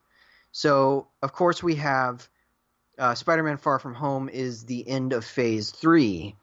We were confirmed. So that means that the movie being released on May 1st, 2020 is going to be the start of Phase 4. And because of the fact that it's pretty much, I think, filming or close to filming, that's going to be Black Widow. It makes sense. It comes 10 years after the introduction of Black Widow and Iron Man 2. And it's going to be their last hurrah into kind of going back with a character that we know, and it's a nostalgia kick. She, spoiler alert, passed away in Endgame, and I think that's obvious. So then we have one on November 6th, and I've been going back and forth, but I think... Okay, I've been going back and forth, and I think I'm going to switch what I originally told some people. I think that this is where Doctor Strange 2 goes, although we don't really have any kind of notice that it's filming or about to film. I haven't heard anything. But I don't think that they would want to go a full 5 years without another one of these if they're going to do another one of these. Plus it's going for the same release weekend. That would just make sense. And that's the same case for the first film of 2021 from Marvel, which is on February 12th. That's probably going to be Black Panther 2, although I think that it would make more sense for them to put it sometime in the fall because of the fact that the previous movie was nominated for Best Picture.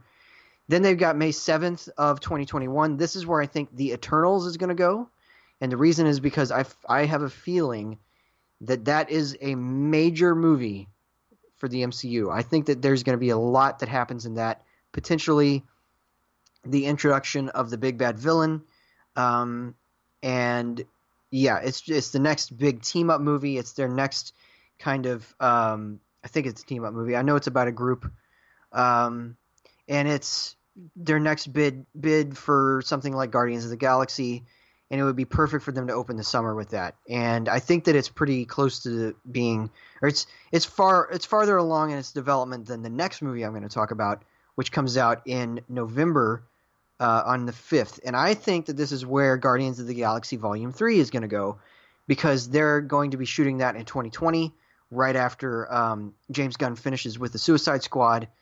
And that means, yes, there's going to be 2 movies kind of in the second half of 2021, big-time movies, superhero kind of movies from director James Gunn, and because I think that the Suicide Squad is going to come out in August. This is going to come out in November. It's going to be crazy. And the reason is because twice in a row, the November release weekend has worked for Thor, and he's going to be a part of the movie. I think that was actually confirmed. He's going to be a part of the next adventure with the Guardians of the Galaxy, and it's probably going to be his last. So I don't know what he's going to do after that, but I don't know if he's going to die. I can't see him dying in a Guardians of the Galaxy movie, but I can see him going off on his own or whatever, retiring. I think that that's going to be his last hurrah, potentially, or one other is going to be his last hurrah. But we'll get to that in a second.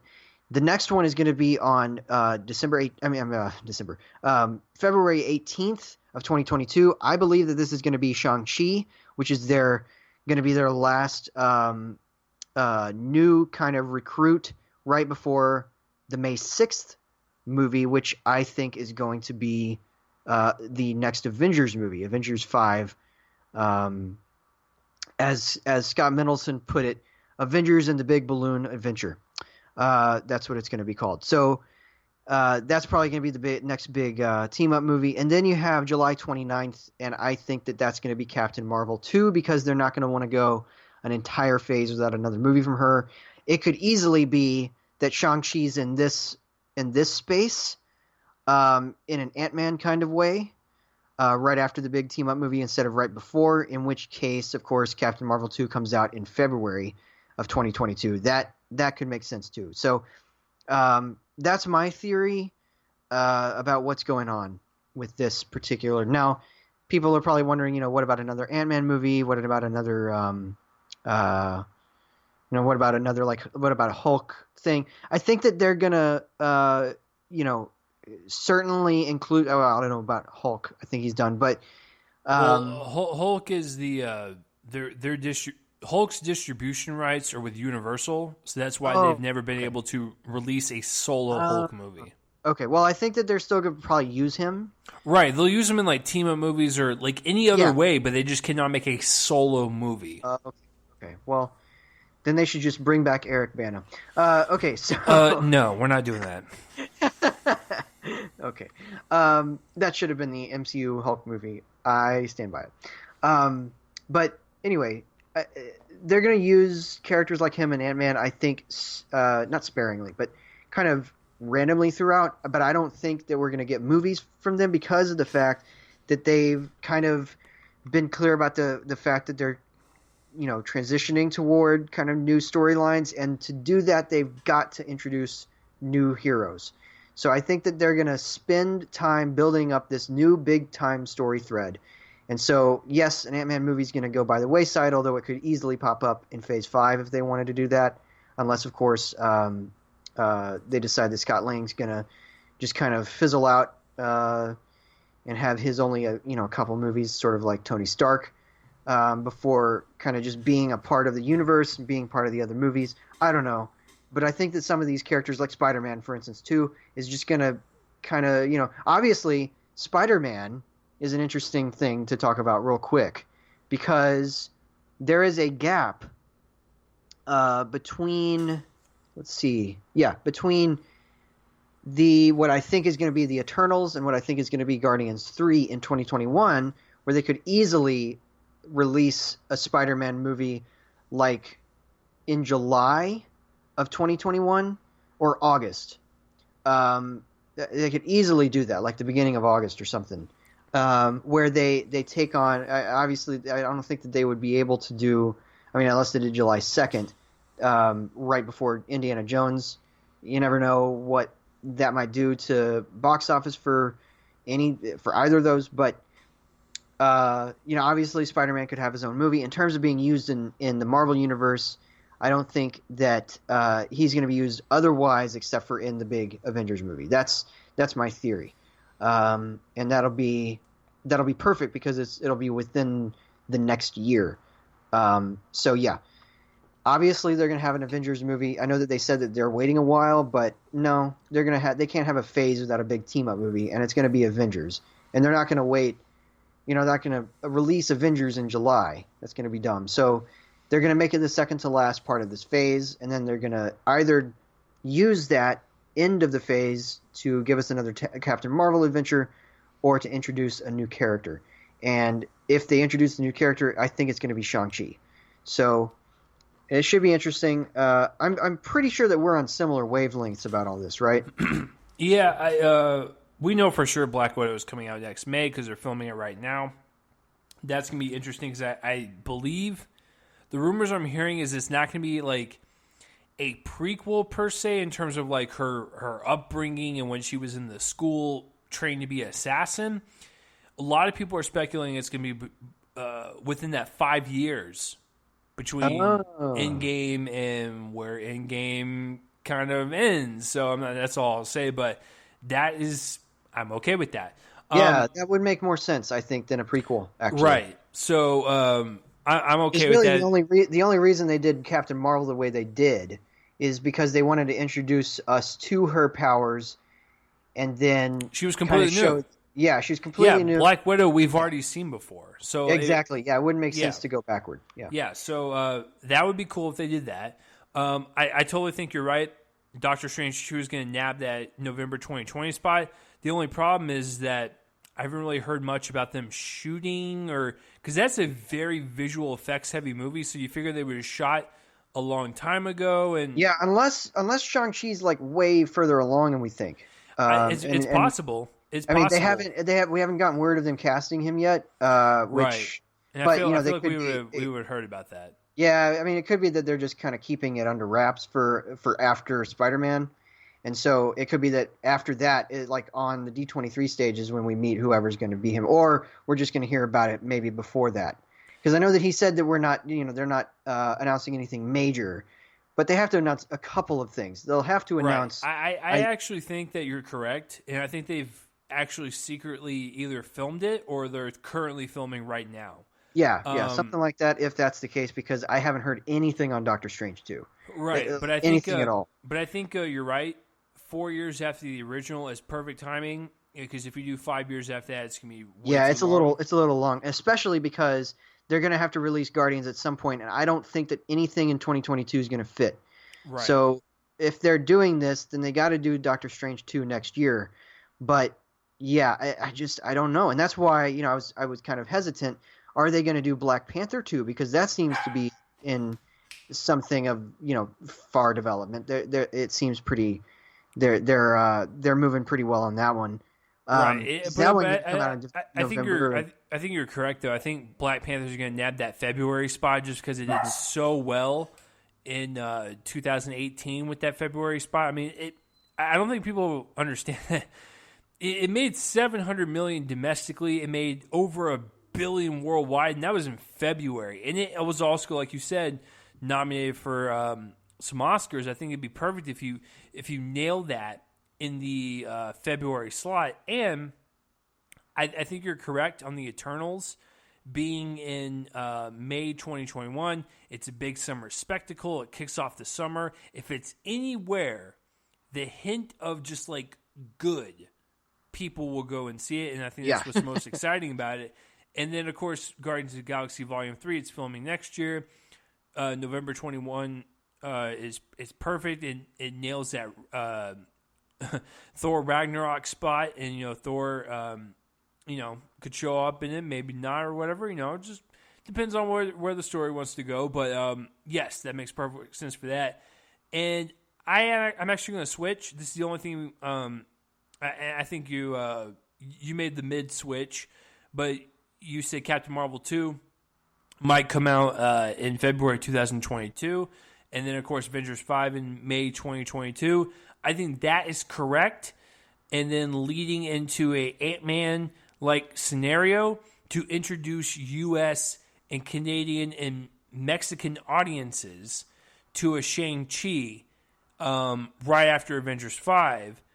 But then it's going to be a huge success in the Asian territories. So I have no doubt about that. So that's how I think it's going to go with that.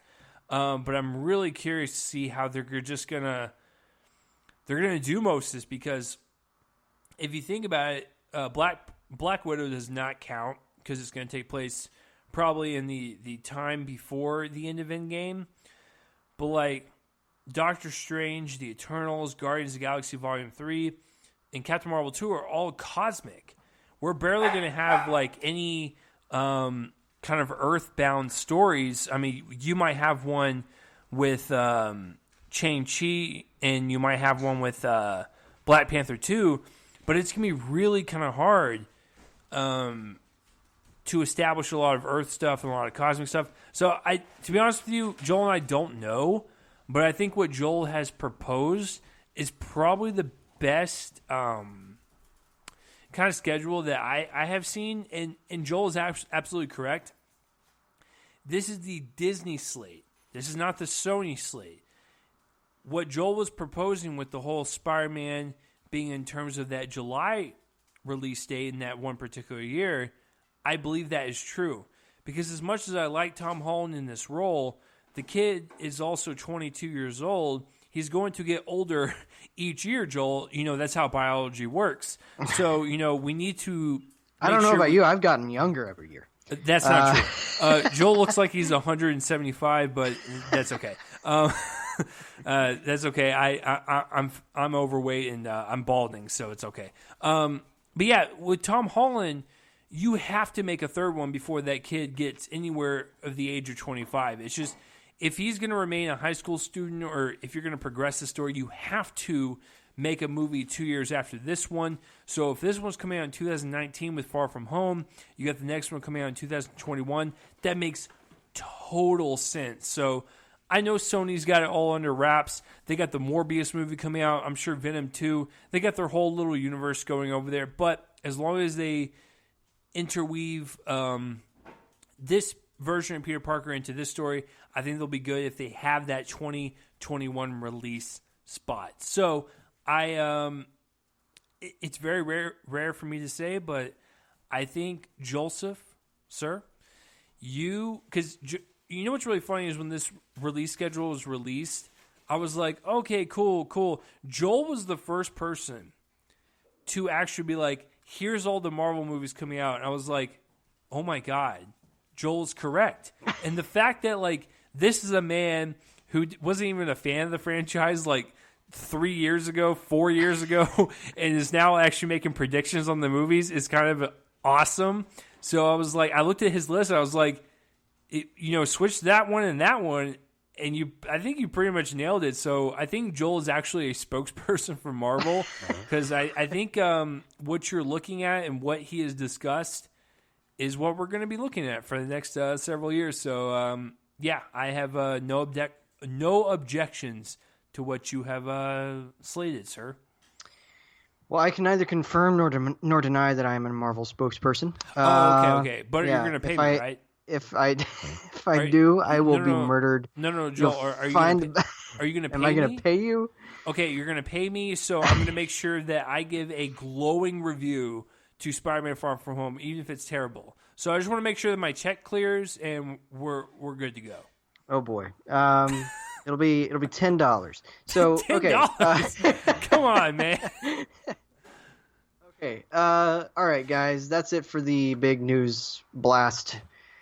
Goodness me, Disney. You didn't need to release this week after a week and a half. Hold on, Star Wars fan. I have to ask you, like, okay, what do you think about the gap between Rise of Skywalker and this new trilogy, which is going to take place 3 years from now? Are you excited or less excited that they're not going to have another one next year and wait 3 years? What's your whole thought process on this trilogy that they got coming up? I want to hear what your thoughts are. I think I'll be satiated by The Mandalorian when it comes up. Nice. But in terms of Star Wars content, I mean, it's kind of perfect though, because what they've done is they've given us a gap 1 year longer than the gap between each of the movies. Right. So 2019 to 2022, it's 3 years, and it's been 2 years since between each of these movies. Of course, I remember the days when it was 3 years between movies. So just in the trilogy,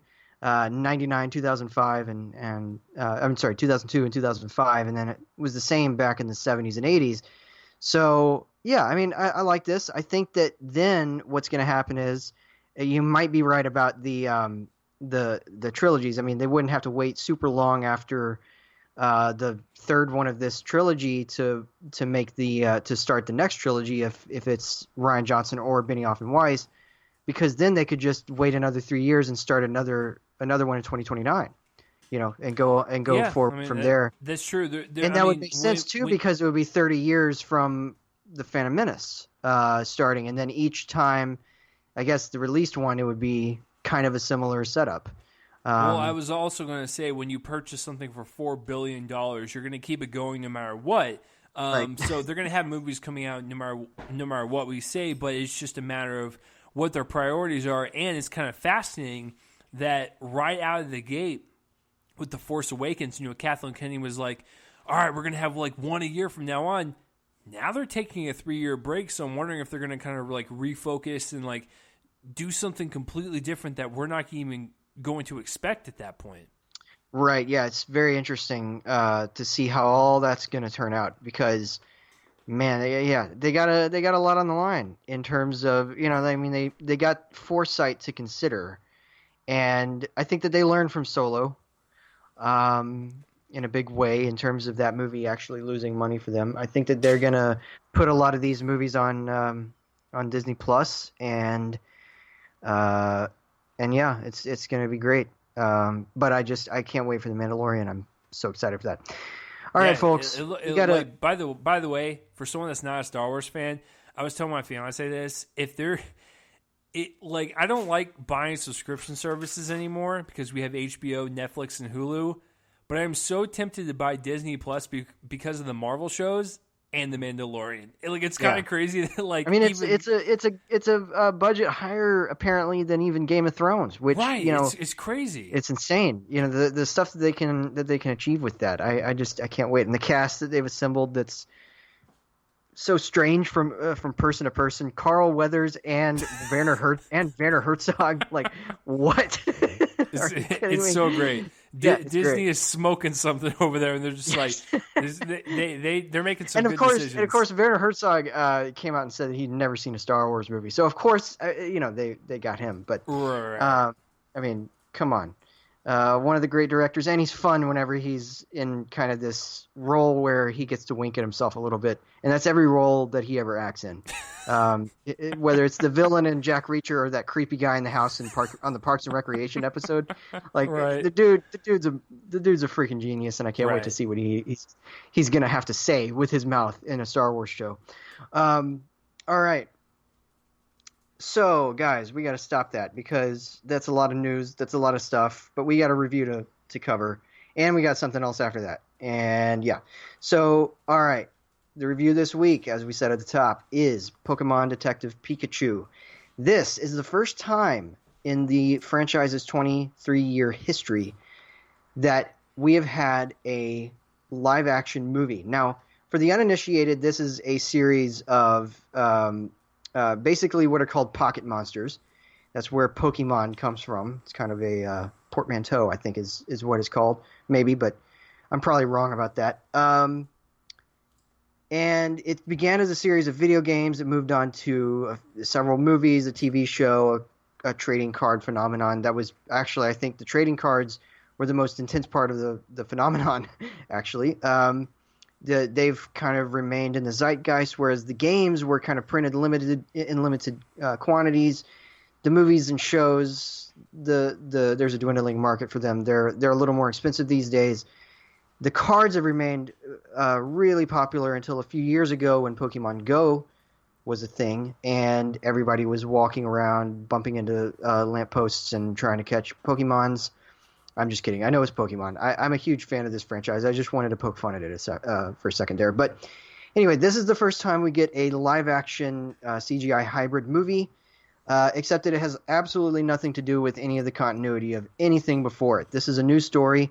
Comes from co-writer-director Rob Letterman, who cut his teeth in animation in movies like Monsters vs. Aliens, has since moved on to movies like this, where he takes human actors and makes them interact with visual effects creations. His last one was Goosebumps, And it's because of Goosebumps, actually, and the fact that it was so surprisingly solid that I was looking forward to this. The story here follows Tim, a young man played by Justice Smith, his father has died in a mysterious car accident, and the father was a policeman whose partner, a Pokemon named Pikachu, you might have heard of him, voiced and motion captured by Ryan Reynolds, is also presumed dead, but one day he shows up at his dad's apartment.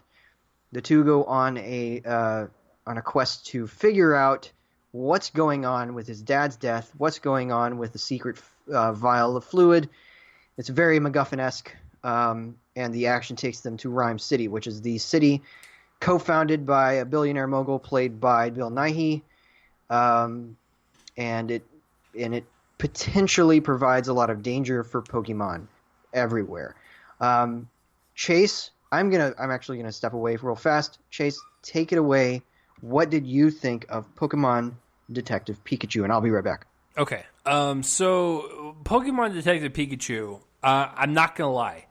When Joel and I covered this news story, I want to say a couple of years ago, it sounded ridiculous. Like, it sounded to a point where, like, I was like, this is stupid. This is nothing but a money grab. This is not what I would picture a live-action Pokemon would be. Detective Pikachu, what is that? Why are they going in that route? They're doing like some crime detective story? That's stupid. Ryan Reynolds voicing Pikachu. He voices Deadpool. This is not what I want. And so when I heard about this story several years ago, I was like, there's no way this is going to work. It sounds so dumb. Pause. To go back into what I experienced growing up, and a lot of people, if you don't know this, I'm 29 years old. I'll be 30 next year, and I can tell you right now, Pokemon is a top 5 contender of things that have influenced my life for a long period of time. So when I was like 9 years old to when I was about 15 or 16, Pokemon was everywhere. Particularly when I was like from 9 to 11 years old. I remember the first original 150 Pokemon that was anywhere from, Bulbasaur, Squirtle, Charmander, all the way to Mewtwo. That was my generation.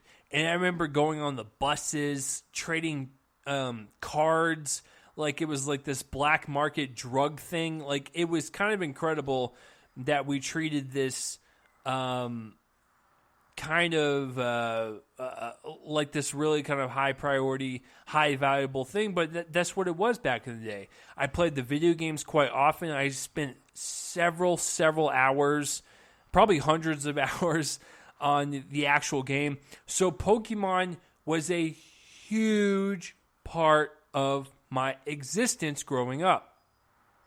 But I can tell you without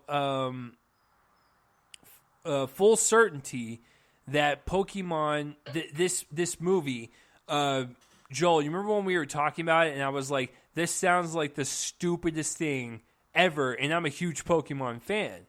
So it's one of those things to where I grew up with it. I watched Pokemon the first movie. I watched Pokemon 2.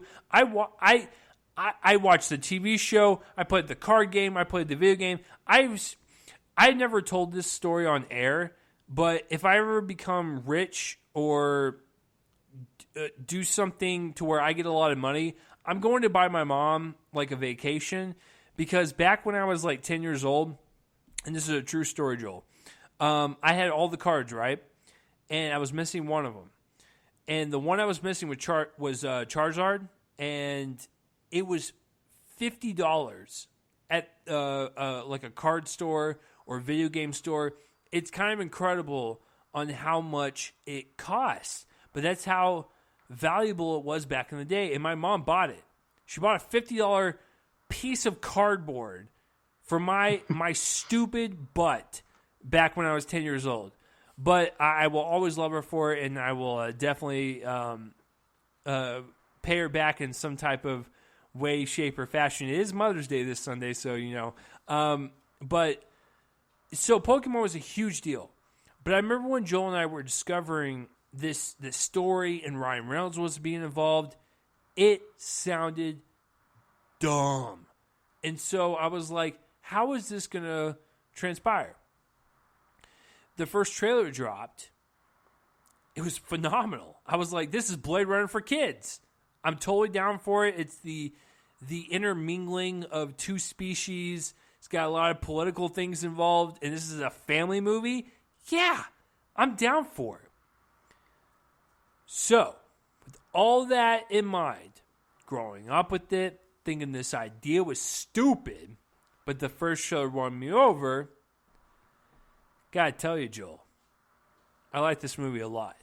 And the thing is, like, when Joel saw it, before my fiance and I saw it in the movies, I saw Joel post something on Facebook saying, I want more Pokemon movies, please. And I was like, oh, so that means he kind of liked it too.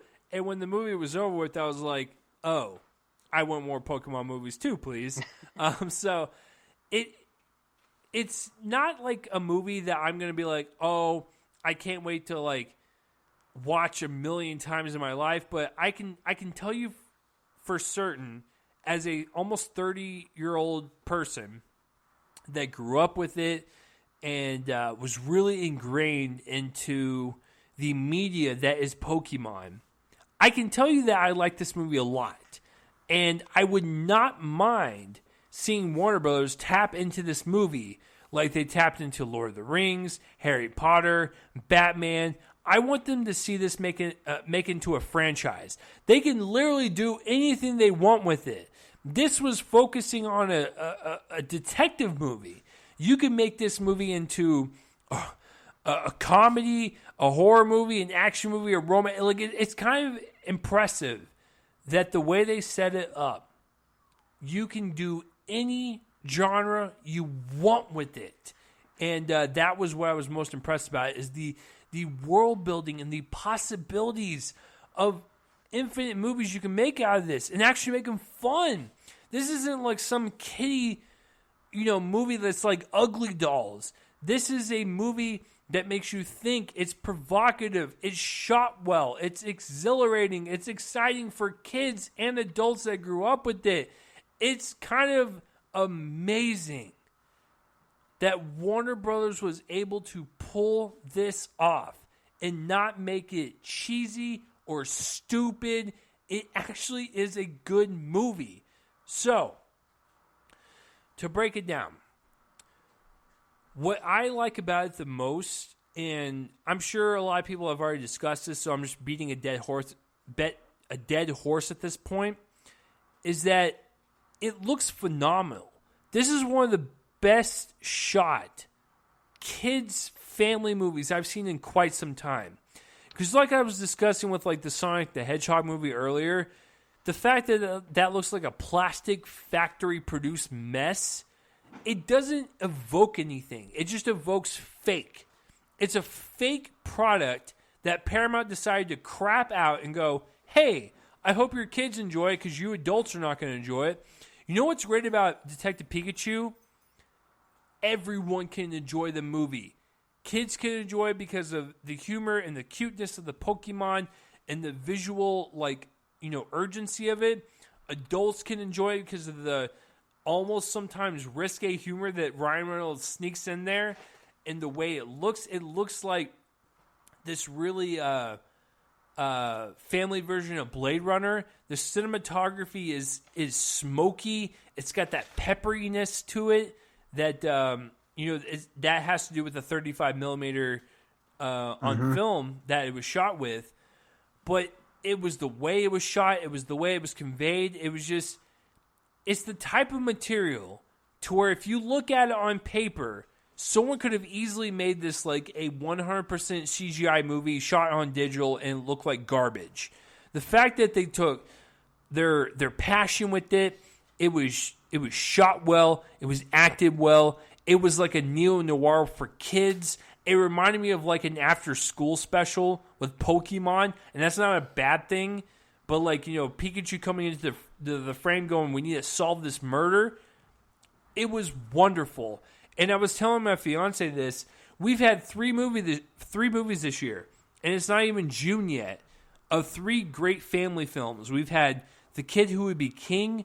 We've had How to Train Your Dragon 3. We've had this movie, Lego Movie 2. So I guess four movies now. Shazam. Shazam. It's such a great year for family films. It kind of blows my mind. Now, obviously, I'm speaking in terms of Joel and I. We don't have kids. I'm about to get married. You know, Joel is on his own. Like, you know, obviously, we are 2 people that do not have families yet. But I think we can understand that this is the perfect vehicle for families, but it doesn't treat anyone like they're dumb. It embraces what it has, and it involves the world of humans and Pokemon. It makes it into this fun little adventure that little kids can get stoked for, and adults that grew up with it can just almost kind of just sit there in awe and nostalgia and just appreciate the filmmaking and just be like, wow, I can't believe this was actually done. So Rob Letterman, who directed the Goosebumps movie back in the day, I will fully admit that I watched maybe 30 minutes of it on a plane, and it's not because I didn't want to finish it, it's because I was watching it on a plane. If you've ever watched a plane or a movie on a plane, it's one of the worst experiences ever. I did watch Beale Street on a plane, but I thought that was my only chance to do it. Hulu dropped it a week later, so screw me. But yeah, I have a feeling that Rob Letterman is one of these directors that takes material that is obviously meant for children or preteens and makes it to where everyone can enjoy it. Everything from the mystery to the way it was shot, even the VFX are really well done, and I will give Warner Brothers credit for not, doing this 50% and going 110% on this, like Paramount, and actually making a world that it feels livable and breathable and a character of its own. The fact that these Pokemon and these humans live, kind of beside each other is kind of incredible because, like, on paper, once again, that sounds pretty dumb. But the way it is presented, it feels like a real livable and breathable place. So the fact that Rob Letterman created this like really extravagant world building for Pokemon and humans is really palpable. I really love the approach that he took to it. He took care of it. There was passion behind it. He didn't just throw it away like some directors would. He took care of it. And I appreciate that. He did a fantastic job with that. In bleeding into his job of world building, into getting the best performances out of his actors, the acting was quite good in this movie. For a movie that was about Pokemon and humans, I was actually kind of surprised that this movie was able to deliver really great performances. Justice Smith is the lead human in this movie. He has great interactions with Pikachu. He is funny with Pikachu. He has his own sense of humor throughout the movie without Pikachu. He has a lot of dramatic scenes. He is a well-rounded teenager. And teenager, 20-year-old, I forgot the age, but like he's a young person. And he's not just like this meme or this like gag. He is a real person. He's well-rounded, and he delivers such a great performance. Everyone else in the movie is great, even down to Bill Nye and his son. I forgot his name, but he's on one of my favorite shows, You're the Worst. It was really fun to see him pop up. But like they were having fun as the villains. The chick that's with Justice Smith, she's in Big Little Lies. She's really fun. It seems like everyone takes it seriously, even though it's about a movie about Pokemon. Everyone does a great job. And even down to Ryan Reynolds. I know a lot of people are saying online that they can't really take the whole Deadpool thing out of their heads because that's what he's kind of known for now, and now he's playing like this kid version of a little rodent, like, and so a lot of people are having like this trouble of separating the movies because that's what you hear, and like I get that, but I still think it was a very playful type of role, and I think it worked. Excuse me, for Pikachu. And the character was addicted to caffeine, so I actually think that works for Ryan Reynolds' personality. So I actually thought the voice performance in that was really, well done. So Robert Letterman performance is fantastic. The cinematography is gorgeous. I cannot believe they created this massive city on 35 millimeter film, adding that distinct film grain to it, and the like I said, the pepperiness to the film. It's not clean. It looks dirty, but it works for the city because the city's got this sewer smoke floating up. It's got neon lights, and it really adds the extra oomph to the visual look to the film, which actually adds to the look to the detective story. And this is the problem I had with Happy Time Murders. See, Joel, you thought that I was done with this movie, but I told you when we were reviewing it. What is the Happy Time Murders? Right, because I've already forgotten about it. The problem with that movie is that you could have made that movie look like this movie, and we would have probably been a little bit easier on it. But when you have a neo-noir story, and you don't take advantage of the harsh shadows, the extravagant lighting, the kind of boisterous set pieces with the cities, then your movie is garbage. And that's the problem I have with Happy Time Murders. You are a murder mystery story. Take advantage of your cinematography. What Detective Pikachu did, which is hilarious because it's a kid's movie, it took advantage of its cinematography and it made it look like a neo-noir film for kids. That's exactly what you should have gone for, and it worked. I thought the 35 millimeter film, and I don't think a lot of people are discussing this in the reviews. Yes, it looks nice.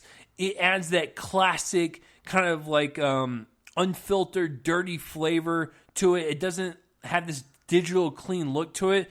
But do you know what the 35 millimeter helps, Joel? Is that the visual effects. It helps the visual effects blend in with the settings even more. Can you imagine if this film was shot on digital and you had the visual effects of the Pokémon or the green screen work or some of the action set pieces on digital? It would look like a Paramount movie. So the fact that it was shot on 35, it kind of masks it just a little bit to where it blends in even more, and it's believable to see these Pokemon interact with these people or these action set pieces that are super outrageous and science fiction-y interact with the people, the humans, and the settings and stuff. Everything worked, and I think that 35 millimeter film cinematography really helped the VFX of this film blend in even more. And I love all the Pokemon that were in this. It was nice to see some of the ones that Joel and I grew up with, some of the ones that I didn't grow up with. And I was like, who is that? I had to look them up afterwards. I had to do the same thing. Yeah. Right. I was like, who is that panda-looking thing? He looks like a psychopath. He looks like going to eat people. But like some of the ones that we recognized, I was like, that it's really great composition into the scene. It's just, it kind of blows my mind that for a studio that kind of relies on just pleasing people and, just pumping out stuff as fast as they can. Warner Brothers is no exception. Every studio does it. I was actually kind of surprised that they were so passionate about a Pokemon movie. It's really nice. It's refreshing. And I also think it's because of the actual people that created Pokemon and the fact that it's an Asian property. They probably told Warner Brothers, like, yo, you can make this movie, just don't, Americanize it probably. And so I like the fact that they treated this thing as serious as they could. And speaking of seriousness, before I hand it over to Joel and give my grade, this movie was actually pretty emotional. There were a couple spots that, I really felt for Justice Smith's character and his dad, or like his relationship with Pikachu, and really kind of felt the struggle that he was going through. It was all within the performance. Once again, you could have thrown that away as a director and be like, whatever, just do a fake cry, we'll add it in post. No. This guy was like, I'm going to get some good performances out of these actors to make it believable that they live in a world mixed in with Pokemon. That is wonderful to me. So to wrap up my grade, I think this is a wonderful kids film. I think it's a wonderful family film. I think you're going to like it if you grew up with it. And sitting here at almost 30 years old, I can tell you right now that upon first hearing about this idea, it sounded stupid and ridiculous. But I ended up liking it more than I did, and I wouldn't mind seeing more movies in this kind of like... This is Warner Brothers' Zootopia, and I really hope they take advantage of that, and I really hope they expand upon it versus Disney that probably won't make a Zootopia sequel. So, Warner Brothers, take advantage of this, expand upon it. Even if it does terribly at the box office, which Joel and I don't know because it's not Sunday yet, if it does terribly at the box office, please make it into a mini-series or whatever you have to do for your streaming service. Just like what I think you should do for your Shazam property. I think you guys are onto something. Creating something like, Shazam and like this now, there's so many opportunities for expansion and world building. It's kind of ridiculous. So please do that. So movie, TV show, whatever you have to do, please keep this going. I'm going to give Pokemon Detective Pikachu, I can't believe I'm saying this, in 2019, Joel, I'm going to give it a B. It's a solid movie. I like it a lot. It's fantastic, and I want to see more. So, first of all, I don't think you and I have ever discussed what your history with this, franchise is. Like, tell me about some of the childhood memories you had with, like, either the card game or the video game or TV show or the movies. Like, I want to know everything about Joel's childhood with this franchise, and then go ahead and tell me about what you thought of this movie.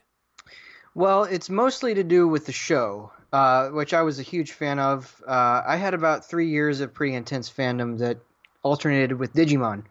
I was a fan of both at the same time, and which was actually a big point of contention for people. Either you were a Pokemon fan or a Digimon fan. You can be both. But I was both, and the cards, I didn't do the trading so much. I collected them. That was my big thing, and I think I ended up with 200 by the time I sold them all. I shouldn't have sold them all, but I made a lot of money. I really did. That was back when they still appreciated in value. They don't do that so much anymore, but they're still really popular. The games, I played a couple of them, but I think it was just past the period of time where I was super into gaming. But I definitely had, the original Game Boy. I had a couple of those games and played them. I saw the 3 movies that came out in theaters in the U.S. I saw all of those, and that was Pokemon the first movie, Pokemon 2000, and Pokemon 3, which came out one after another, right in a row over the course of, I think, 2 or 3 years. Then I got into Harry Potter, and I didn't look back. Very much. That kind of took over my wavelength, and I haven't left that. But I was a big fan. And Joel, would you agree that, like, as quickly as Pokemon came within our lives, it quickly vanished? Well, it vanished there for a while. I don't think it ever fully left. I think that there's a lot of people who have been built up to be fans, but it definitely hit a resurgence with Pokemon Go, which kind of turned people on to its existence. And my friends still play it, by the way. Yeah. Oh yeah, I mean it's still things that people play, and it was. I didn't play it. It wasn't. I didn't have time. I didn't want to take up all my time with something, but yeah, so I liked it. At its peak, I was right there when it started, and in 1996, it's crazy that it's that long ago, and yeah, so I liked it, and hearing about this movie, I think I had pretty much the same reaction as you. I was like, where does this fit in today's world? What do we do with this? I know that it's pretty popular, but of course we heard that it was happening. I think probably right before or right as Pokemon Go was happening. So it wasn't like we were thinking that there was going to be this resurgence back into the zeitgeist of popular culture, but then there was. I think I got a little bit more excited as it went along, but it was just kind of like, I don't know what to make of this.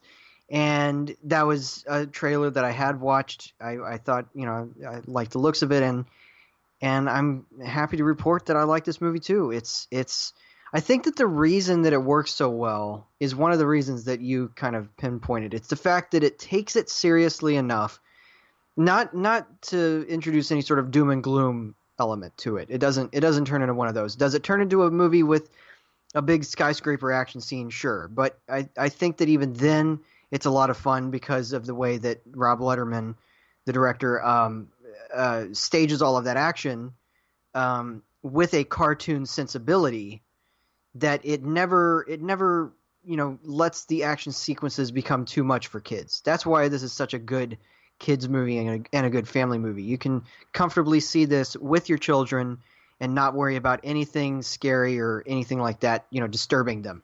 There's really nothing here. I mean, the existence of a really powerful Pokemon maybe, but even what they do with that one is really interesting, and I won't give anything away about that. But it's certainly a left turn for that particular Pokemon.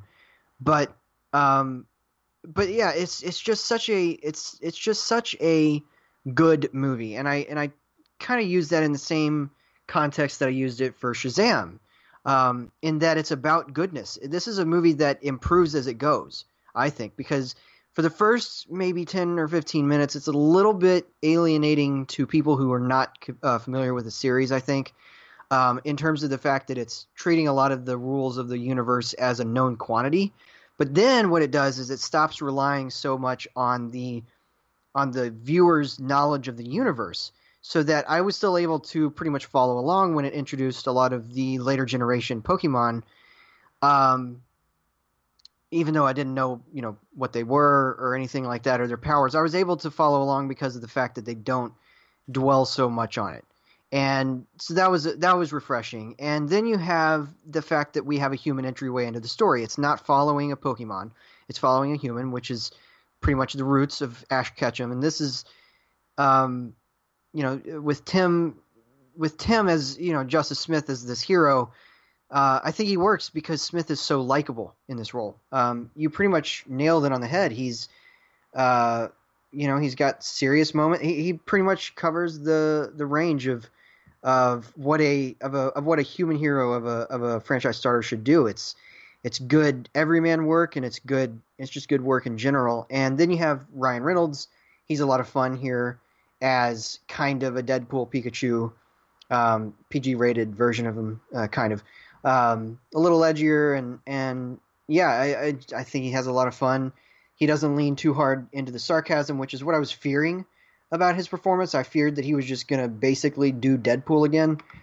And he introduces some of that tone into Pikachu, but there's some other moments for him too, and it's really nice.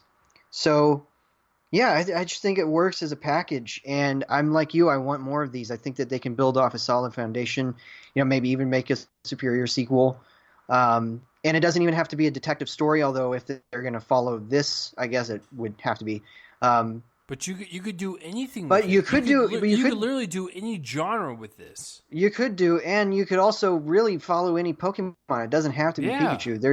There's a lot of them. I mean, we all got to know Pikachu the best, but there's others, and we know that they have distinctive personalities. I mean, they even have fun with that with Psyduck, who is oh my God, this other character's kind of, that's a fun little voice performance. The person's only saying Psyduck, But it's really fun because they're also saying so much else, even though they're just saying their name. It's sort of an I am Groot kind of thing there, and I think that's it's a smarter movie than you might anticipate something like this being, and it's also good that it doesn't over-explain everything, because that's what happens, I think, actually with Warner's own franchise, the DCEU, is they keep explaining things in the worst movies that they have, and so I think that I think that they've cracked the code on their own franchise, but I think Warner has cracked the code on starting a franchise, which they seem to have been having trouble doing for a while, and I think that's this is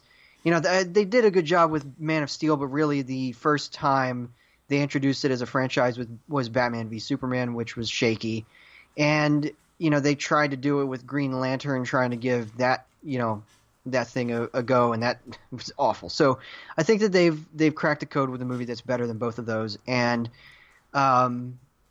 it's just really promising. There's a whole universe. The Rhyme City is a really interesting place visually. I like that you mentioned the cinematography, because there's a real atmospheric quality to it that I appreciated, and it's because of the cinematographer being one of the best cinematographers around, John Matheson, who works a lot with Ridley Scott. He shot Gladiator and Kingdom of Heaven. He also shot Logan for James Mangold.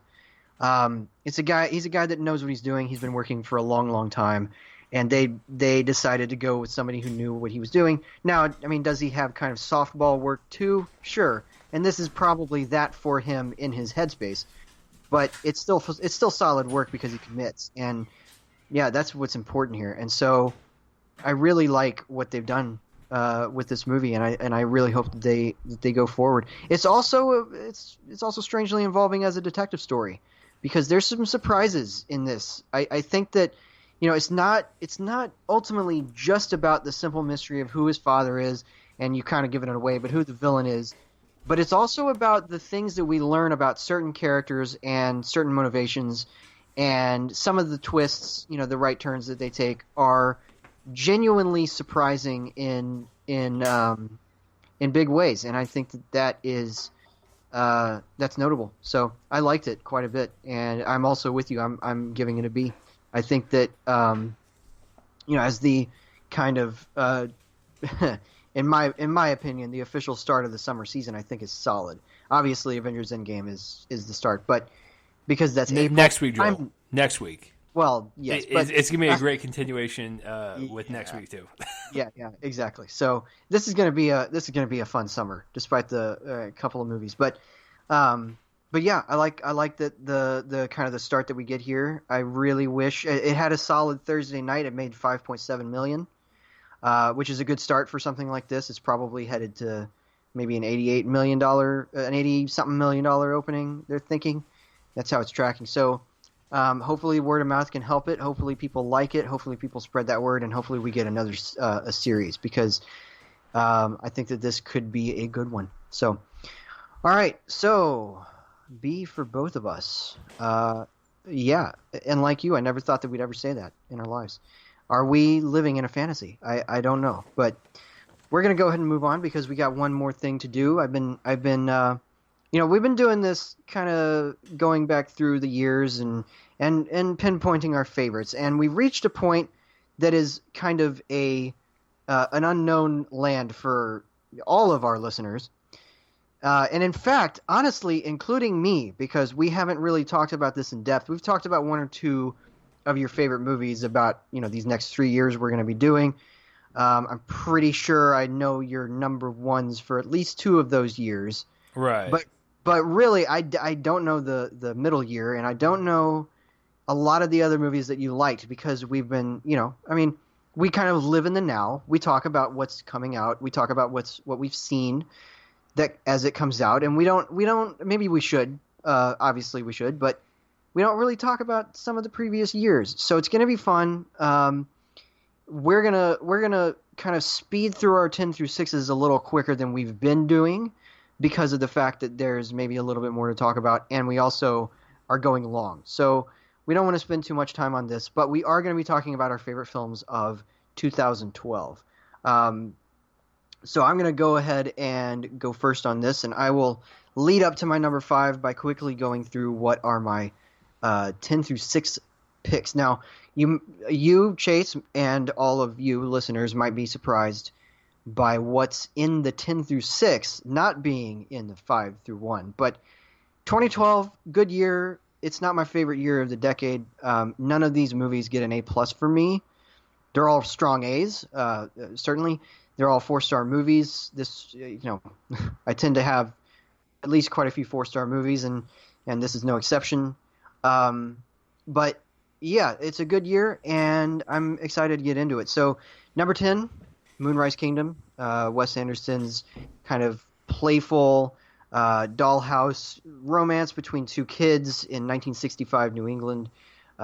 Should have made stars of Kara Hayward and Jared Gilman. They haven't really done very much, and that's a shame. It's got a great cast beyond that. Edward Norton, Tilda Swinton, the usuals for director Wes Anderson. I think that this is a really touching and honest film set against such a kind of a playful and almost, kind of artificial backdrop. And I don't mean artificial in a bad way. He works with artifice a lot, and this is one of my favorite. This is probably my favorite film he's directed so far this decade. I think that that's safe to say.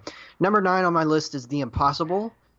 This one is from director J.A. Bayona, who went on to do stuff like Jurassic World 2 and Monster Calls and all that.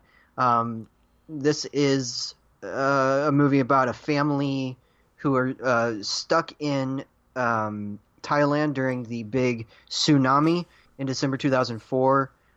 It met with some controversy because it recast the, I think, Spanish-born family with a white one here, but in any case, it's got Naomi Watts, Ewan McGregor, Tom Holland as, and I think one other actor. I think there's a younger brother, maybe Oakley Pendergast, as. There's 3 sons. So Tom Holland, Samuel Joslin, and Oakley Pendergast as the kids, and it's just impossibly intense. And yes, I meant that as a pun, maybe, but it's truly intense, and it's also really hopeful and harrowing at the same time. It's one of the great survival movies, not least because it's based in reality, but also because Bayona really puts the screws into executing this disaster with a real sense of the visual chaos of it, while also not being super chaotic in his filmmaking. I love this movie. It's not the most popular movie on my list, but it's fantastic. Number 8, Beasts of the Southern Wild, another movie like Moonrise Kingdom that uses a young actor or actors really well. In this case, is Kavingene Wallace. Again, should have done more than just the Annie remake by this time. But this one was Ben Zeitlin's debut, and it's following this girl as she just kind of makes her way through life in the bathtub, a Southern Delta community, as her father contracts an illness, and she and nature just kind of takes over. It's almost kind of a disaster movie in its own right because of where it's set and the period of time. This is post-Katrina, and waters are rising. This was filmed in a studio somehow. And they built all this and, flooded the place. It's amazing. Great DIY quality to this. Number 7 is Zero Dark 30, which is probably going to be higher. I can imagine it's going to be higher on your list, but this is the one that chronicles the decade-long hunt for Osama bin Laden and ends with his capture and kill by the Navy SEALs Team 6 in May 2011. It's a great piece about the lack of closure, because this is a movie that doesn't end on a happy note. There's just kind of an emptiness at the end of it. Yeah, you killed a man, and it was a great accomplishment, but his ideas live on. That's pretty much at the heart of this movie, which is also a great procedural, a real human story, and super intense. Director Catherine Bigelow's involved in this. It's her second movie about kind of this era, this war, at least, with the Hurt Locker being the other one, and I love it. Number 6, Wreck-It Ralph. This one just barely misses my top 5. I've talked before about my love for this, but of course this one is the one that features the voice of John C. Reilly as Wreck-It Ralph, who's the villain in an arcade game, and he escapes his game in order to kind of change his destiny. It's a really wonderful story. It's for me at least the first time that I was really truly blown away by the Disney Renaissance, the movies that they've been making in Disney animation. I think that they did an even better job the next time with Frozen, but it's an excellent film and really, really fun. So this is where we're going to start kind of going back and forth. So I'm going to go ahead and name my number 5. Then Chase is going to do like what I did. He's going to speed through his 10 through 6, and then he's going to give his number 5. And we're going to maybe talk a little bit longer at length about our 5 through 1 choices. But my number 5 is the most fun that I had in a movie in 2012. And Chase, I realize, does not know. I don't think he knows these lists, at least not offhand. So I don't think he knows where I'm going with this. But my number 5 really threw me for a loop because it is not what the premise on really any website is. And that is 5 college friends spend the weekend at a remote cabin in the woods where they get more than they bargained for. Together they must discover the truth behind the cabin in the woods. And yes, I am talking about The Cabin in the Woods from director Drew Goddard. This one was co-written by Joss Whedon, and it was kind of one of the reasons that 2012 was a really big year for Chris Hemsworth, who co-stars in this. It's really kind of an ensemble piece. It also stars folks like Kristen Connolly, Fran Kranz, Richard Jenkins, Bradley Whitford, pretty good cast. And it's not at all what it sounds like. I can't really, reveal that. I don't want to do that because there might have been people who didn't see this, but it's a real ride. This is going to be the one that I can least talk about. But what I loved about it was a sense of just straight up wacky, completely brilliant ideas that it keeps coming up with. It keeps reinventing itself as it comes to the end. It's never one thing, and it's never easy to pin down. It's completely unpredictable and always teetering on the edge of just completely collapsing. It could have gone so wrong, but it went so right in just about every way, and it's my number 5 of 2012. So, Chase, go ahead and give us your 10 through 6, and then what is also your number 5. Right. So, what's really weird is 2012 was the first year that I did not review movies, do the podcast. So it's very weird for me. It's the first, year before, if you've been listening from the beginning, God bless you. But it's the first year that a lot of people don't really know what my mind was like. And I'm here to tell you that my mind was set on one thing, but I have a different perspective because I watched a bunch of movies from that year and I started shifting a lot of stuff around. So, just to keep the anticipation levels up, I did not include on this list Flight, Silver Linings Playbook, Life of Pi, Wreck-It Ralph, Moonrise Kingdom, and Zero Dark 30. Now, Joel's probably thinking, well, what the heck did you put? Okay, so. That's exactly what I was thinking. I was like, wait, those were movies I thought would be on there. But... Exactly. And so I actually bought all these as blind buys. I think, oh God, what was it? In the spring of 2013. I forgot when I bought them, but I bought them in a blind buy. And a lot of these have stuck with me to where I'm like, wow, these were the best of the year. So to shift from 10 through 6 really fast, number 10 is Celeste and Jesse Forever. Now this one tells the story of Andy Samberg and, oh my God, Joel, I'm blanking. Rashida Jones. Rashida Jones, excuse me. They go through a breakup. They kind of want to become friends afterwards, and it becomes awkward. It's the first real dramatic role from Andy Samberg. It is a really great romantic film. I mean, there's really nothing more to say about that. Really great performances. It's a very soft, subtle film. There's nothing that's like... I need to see that one. Yeah, it's delightful. That's all I'll say. Number 9 is something I got to experience with Joel himself for the first time. This is 40. One of the best in Judd Apatow's filmography, whether it be written or directed. It's just a really touching look on midlife crisis, but also family movie. It's really great family drama. And, Paul Rudd, Leslie Mann are the married couple. And, of course, Leslie Mann is Judd Apatow's wife in real life, so it's really awkward to see the opening scene knowing that. But, I think Paul Rudd nails it. I think she nails it. I think this is the best I've ever seen Judd Apatow's kids, because when I watched Knocked Up, I didn't think they were the best actors or funny people, and so I'm glad to know that they got a little better.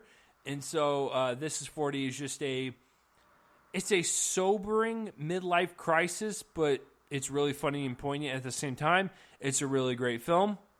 Number 8 is The Perks of Being a Wallflower, probably the best post-Harry Potter film that Emma Watson has ever done so far. Excuse me, Beauty and the Beast, you can go rest in peace.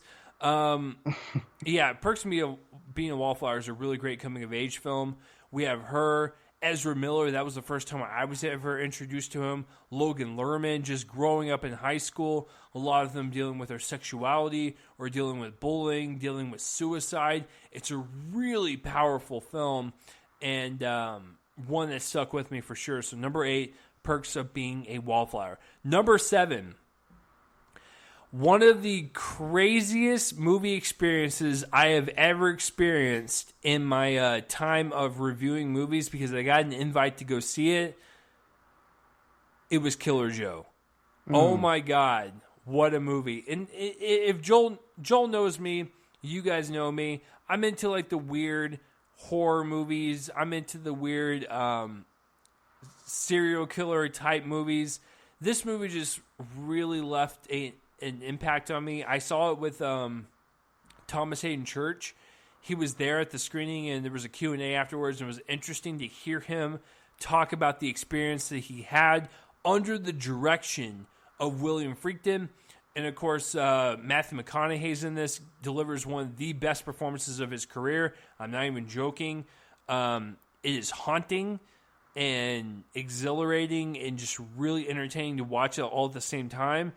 It tells the story of him being kind of obsessed with his family, and he really gets into their lives and stuff. I won't say what happens, but Matthew McConaughey is just one of those kind of assassin hitman type of people that's just really fun to watch. So Killer Joe, definitely fun. another one I gotta see, dadgummit. That's what I'm saying. Hey, Joel, listen, I had Life of Pi, Wreck-It Ralph, Zero Dark 30, and all the typical ones that you would think, and then it's I watched all these, and I'm just these were better. And so the 6th one is probably even more of a head scratcher, because you're I've never even heard of this. Not you, but maybe our listeners, is The Sessions with John Hawkes. Another I need to see. It is so good. If you want to, he was nominated for Best Actor that year. He was phenomenal in this movie. And I'm sorry to be ever so slight on the movie. Just give me 10 seconds here. I'm going to look it up in terms of the condition that John Hawkes has in the film. A man with an iron lung who wishes to lose his virginity contacts a professional sex surrogate with the help of his therapist and his priest. That's pretty much it. So he's pretty much paralyzed from the neck down. And it is a wonderful human story about a man that just wants to lose his relationship, or not relationship, his virginity. And it's really touching, because this is a guy that realizes that he's had this condition for a while. He realizes it's not going to get any better. He contacts this therapist played by Helen Hunt, and she obliges to help him with that. But she feels bad for him, but she also interacts with him and has a relationship with him to where she doesn't want to just lose it for Jenny just to lose it. She wants to have a real connection with them. And so there's something very human about it. John Hawkes delivers one of the best performances of his career. He messed up his back and his neck for this role because he had to appear like he was paralyzed, and he was at a weird kind of dysfunction throughout the entire movie, but like he obviously doesn't have that in real life, so he had to act that. He messed up his entire like spinal cord because of that. And I believe his neck permanently. I'm pretty sure he's never been able to fix that. I know he fixed his back mostly, but from what I heard, his neck has never been the same. Right. That's some amazing stuff. It's amazing method acting that we have going here, and it's one of the best performances of that year. And this was also in the same year that The Master came out. More to come, we'll get to that. Yeah, we'll get to that shortly. But the fact that John Hawkes could strike a performance that powerful in the midst of a Joaquin Phoenix and Philip Seymour Hoffman, and you get people like me to notice, that's pretty great. I mean, I'm not lying to you when I say this, because I wrote this down on a piece of paper. I bought Celeste and Jesse Forever, Killer Joe, The Sessions, and The Perks of Being a Wallflower all on a whim. Wow. I bought them all on a whim. And I was like, I can't believe I didn't see these in theaters. This obviously knocks out big blockbusters, which is really funny to say, and this is also ironic, because my top 5 are more heavy hitters, but I wanted to give mention to the 6 through 10. They're just absolutely phenomenal. So, bleeding in to my top 5. I don't care what anyone says. If people can report the police on me for this, I have stood by this movie since 2012. I stand by the movie, which ironically, on this day that we're recording, Joel and I saw this movie 2 years ago. I love both of them, but 2012, Prometheus is still a great movie. And yes, is it stupid that the scientists walked in there and touched the organism? Yes, it is stupid, but that does not negate the entire movie. It is a fantastic movie, and Alien Covenant is still just as good. I don't understand the hate on either one of them. It is a wonderful movie. Yes. Is it like Aliens? No, it is not, but it's completely different, and that's what I like about it. I love the sound design. I love the music. The acting is phenomenal. Noomi Rapace, Michael Fassbender, Logan Marshall Green, who I thought was horrible in this movie. He turned out to be a fantastic actor in future projects. The philosophy behind it, the way it was written, the horror, the tension, everything about it was an experience. I remember sitting in the theater going, wow, that was a fantastic movie. What does the internet have to say about it? It was like a dumpster fire. Everyone was like, I hate this movie. It's freaking awful. That scientist was stupid for walking in there. It's like, is that literally the major complaint about this movie? That's dumb.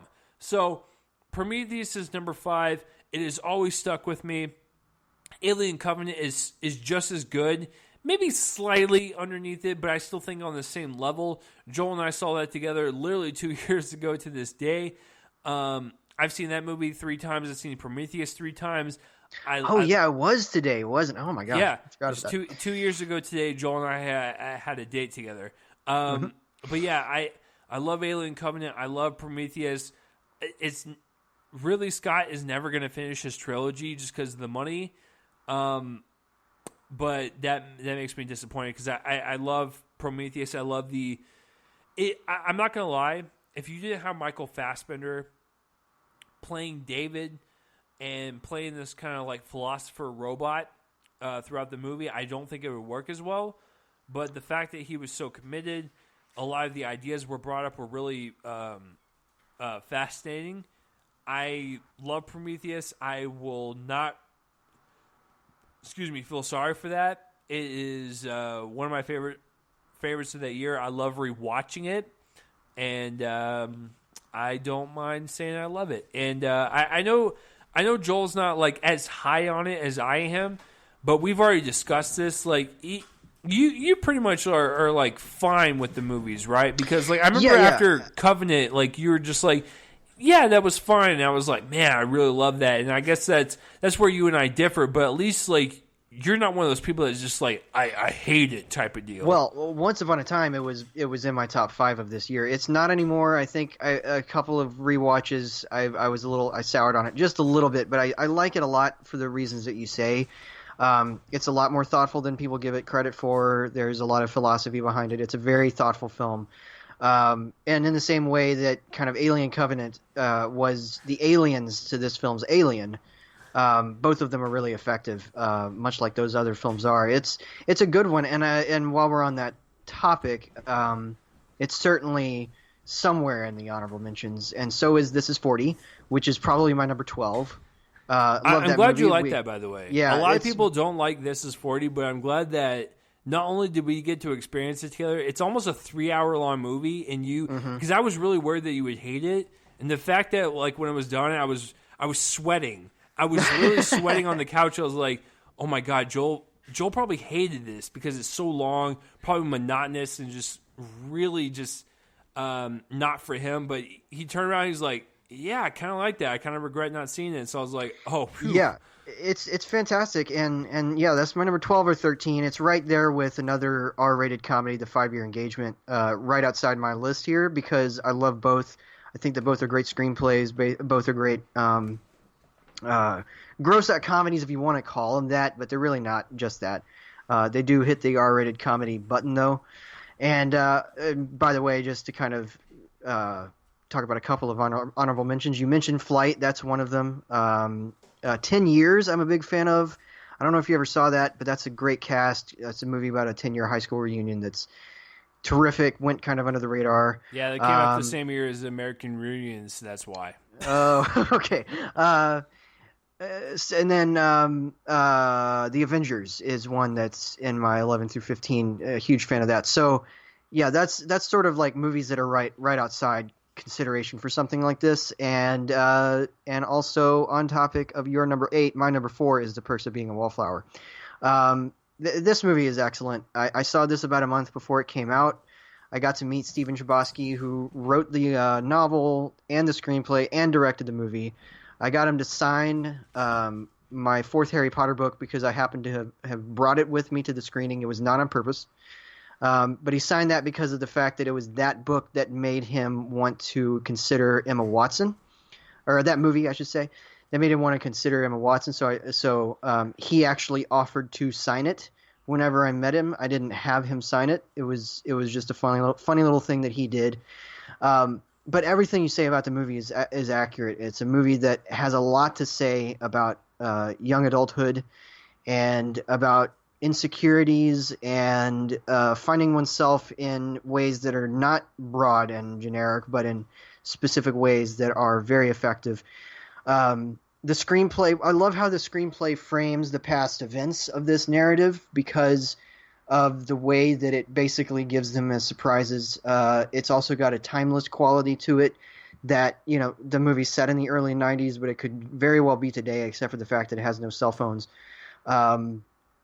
And I just love the performances. Lerman was among my picks for Best Actor that year. He was defeated by somebody we'll get to. But and I loved Ezra Miller, Emma Watson.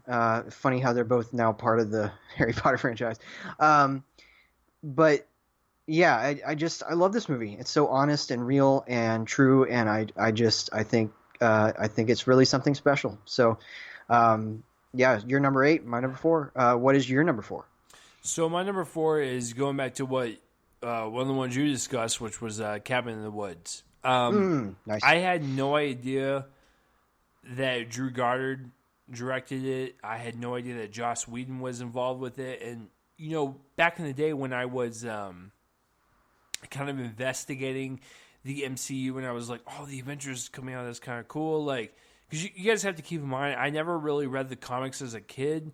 I was more involved with the movie universe. Now, I'm starting to read more comics as I get older, but I was more along the lines of, like, what's happening in the movie universe and how is that all connecting and stuff. So even back in the day, I was like, Joss Whedon, Buffy the Vampire Slayer, what's he going to do with the Avengers and stuff?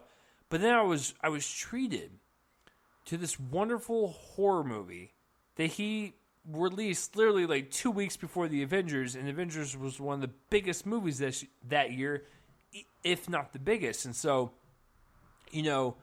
with Cabin in the Woods, like, that speaks to me.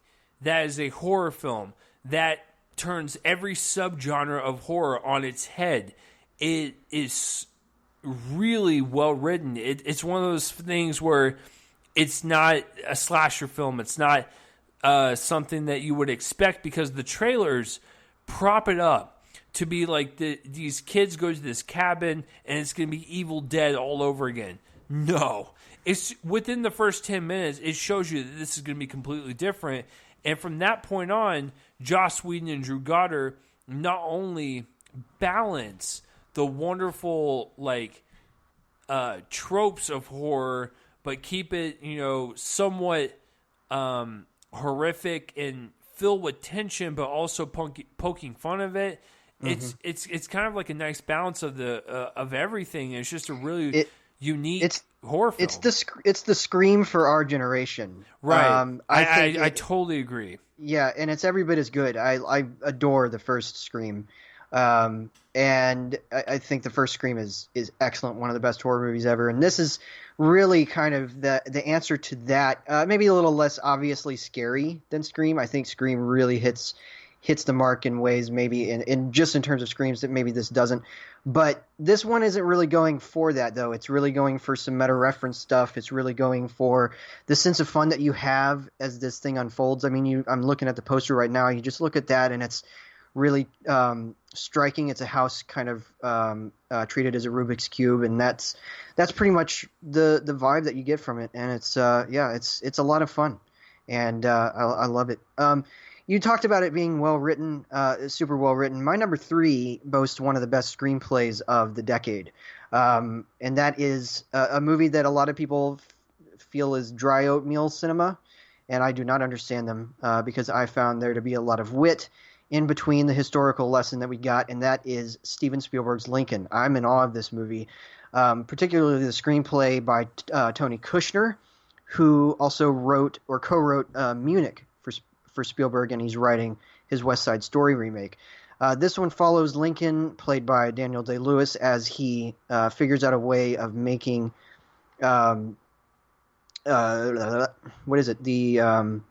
It's just basically his final months of office, and he's going against a lot of naysayers.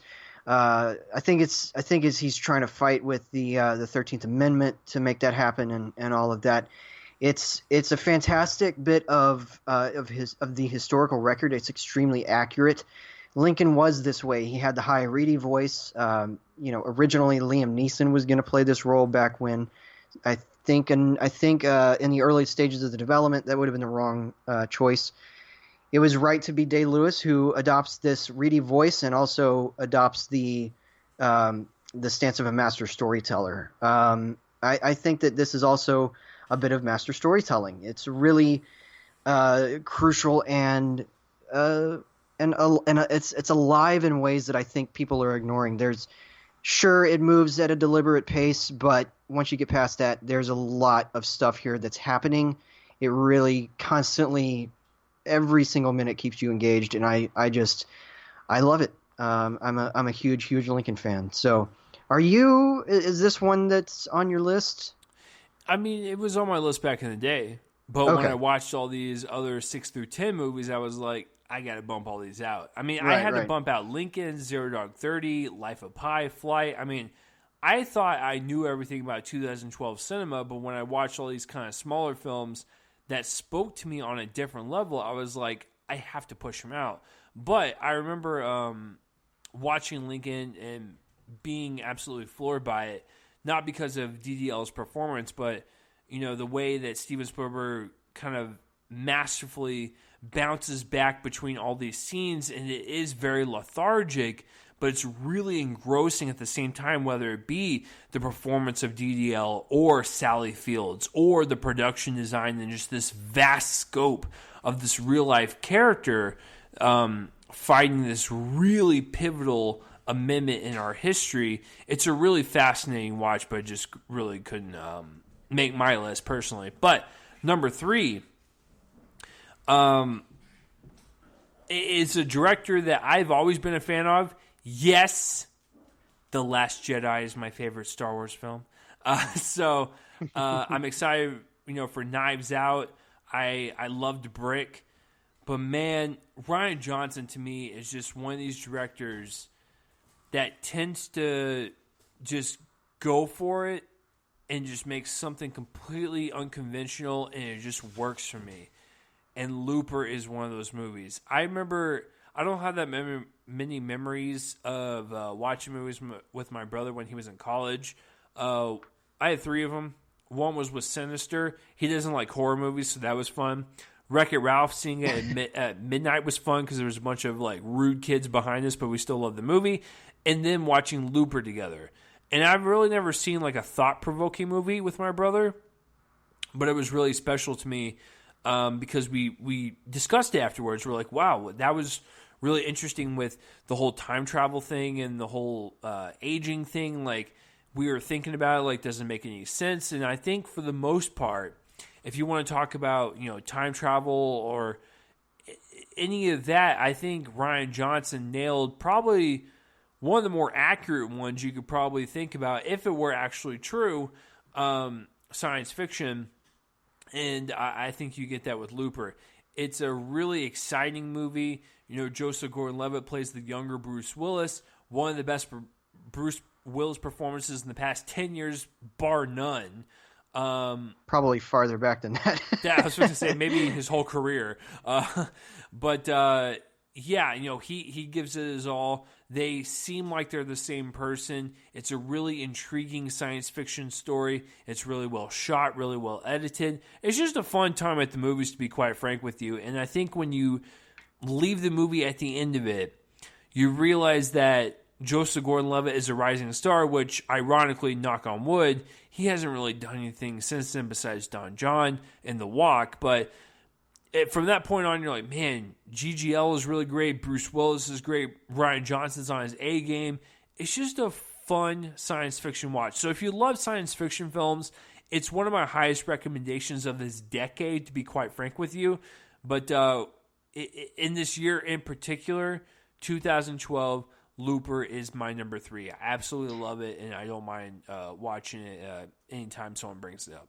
Somehow not on my top 10, but I do love this movie. It's like you said, it's really thought provoking. It's is it Back to the Future in terms of how it uses time travel or whatever? Maybe not, but it's really thoughtful in how it doesn't try to explain the rules, and that's what kind of kills a lot of movies that try this. And the biggest flaw in this is the makeup on Joseph Gordon-Levitt, who they try to make look like Bruce Willis, and they didn't do that very well because he doesn't look like himself or like Bruce Willis. But excellent performance. I also like Jeff Daniels, who shows up as the villain, which not a huge role, but I love Johnson's use of the camera in here, and I'm a big fan of Johnson. I like Brick even more than this. Brick is great. Brick is fantastic. Yeah, I love The Brothers Bloom, which is a little movie that went under the radar. It's fantastic. It's inexplicably not on my top 10, but it's certainly among the honorable mentions. Now, all right, my top 2. Of course, I'm going to take it one at a time. I'm not going to announce them at the same time. I'm not going to do that. But my top 2, I made major turnarounds on. I originally did not get along with these movies. So really either of them could be in the other place. And in fact, probably these two and Lincoln could probably just shift around and any of them could be number 1. And maybe, by the end of the decade or by the end of the year, I guess is the end of the decade, this could slip into my number 1. But this is how I felt whenever I made this list. So my number 2 could be my number 1, but my number 2 is The Master from director Paul Thomas Anderson. It's not like anything else he made, which is pretty much true of every Paul Thomas Anderson movie. None of his movies are like anything else he made. He's one of our most vital filmmakers, and this is on second viewing, and that was important on the Blu-ray of yours that I still have. It's really just this incredibly cerebral, kind of inexplicable tale of a man who comes back from World War II to find himself a drunkard and embroiled in something of a Scientology-like cult. The man in question is played by Joaquin Phoenix. The cult leader is played by the late Philip Seymour Hoffman. And it's interesting because around the time that I saw this, I became very fascinated with the Westboro Baptist Church. And I feel like there could be a movie made about the Westboro Baptist Church and that this is what it would look like. Something like this where we get kind of down and dirty with the specific members and their different thoughts, especially as a lot of the, or a number of them kind of start to question their leaders' leadership. And then there's the whole question of who does the title refer to, and there's a whole interpretive quality in that. It's just a fascinating movie on many levels. It's also got two of the best performances of the decade from both Hoffman and Phoenix, who I think each should have won their respective awards that they were up for. Yes, I would even put Phoenix above Day-Lewis. And Amy Adams is also very good here as Hoffman's wife, or one of his wives, maybe. I can't remember if there's multiple ones. But, yeah, I just love it. I love the cinematography. As a cinematographer, I'm actually not going to try to say his name. I'm probably going to butcher it, but is the cinematographer who's gone on to do some really good work, but maybe not as much as he should have. This movie has great cinematography in the way that There Will Be Blood did, that Inherent Vice did. Anyway, it's just great. It's one that I didn't see that clearly until the second viewing, and I love it. I originally gave it like a C or something. It's easily an A. I don't know where I was at the first time. But yeah, it's a tremendous piece of work. So I'm assuming we're going to get to that for you. I mean, I think it's pretty much safe to say at this point. If you guys have been following me for quite some time, I'm a huge PTA fan. So Yeah. We'll get to that. My number two, also another director that if you make a great movie, I'm just going to put you in my top 10 automatically. Django Unchained, Quentin Tarantino. I mean, there's really nothing more to say. We have Jamie Foxx, leading the charge as this slave turned vigilante, which we're kind of used to at this point, given the fact that Quentin Tarantino, during Inglourious Bastards, had Eli Roth kill Hitler in a theater. Like, history does not matter to this man, but that doesn't matter because he makes pulpy movies that have somewhat of a resemblance to history, but not accurate.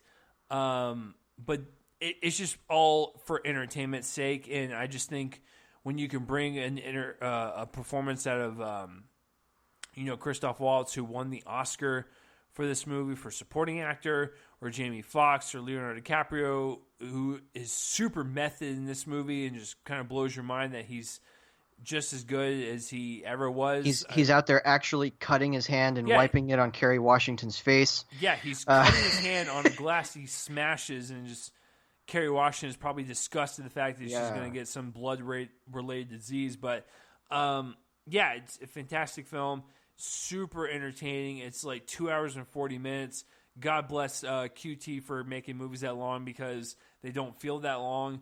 It's edited with a crisp pace. The acting is phenomenal. It's shot well. It's pulpy Tarantino. And if you don't know Tarantino at this point, I can't really help you. You either like him or you don't. I like him. So my number two is Quentin Tarantino's Django Unchained.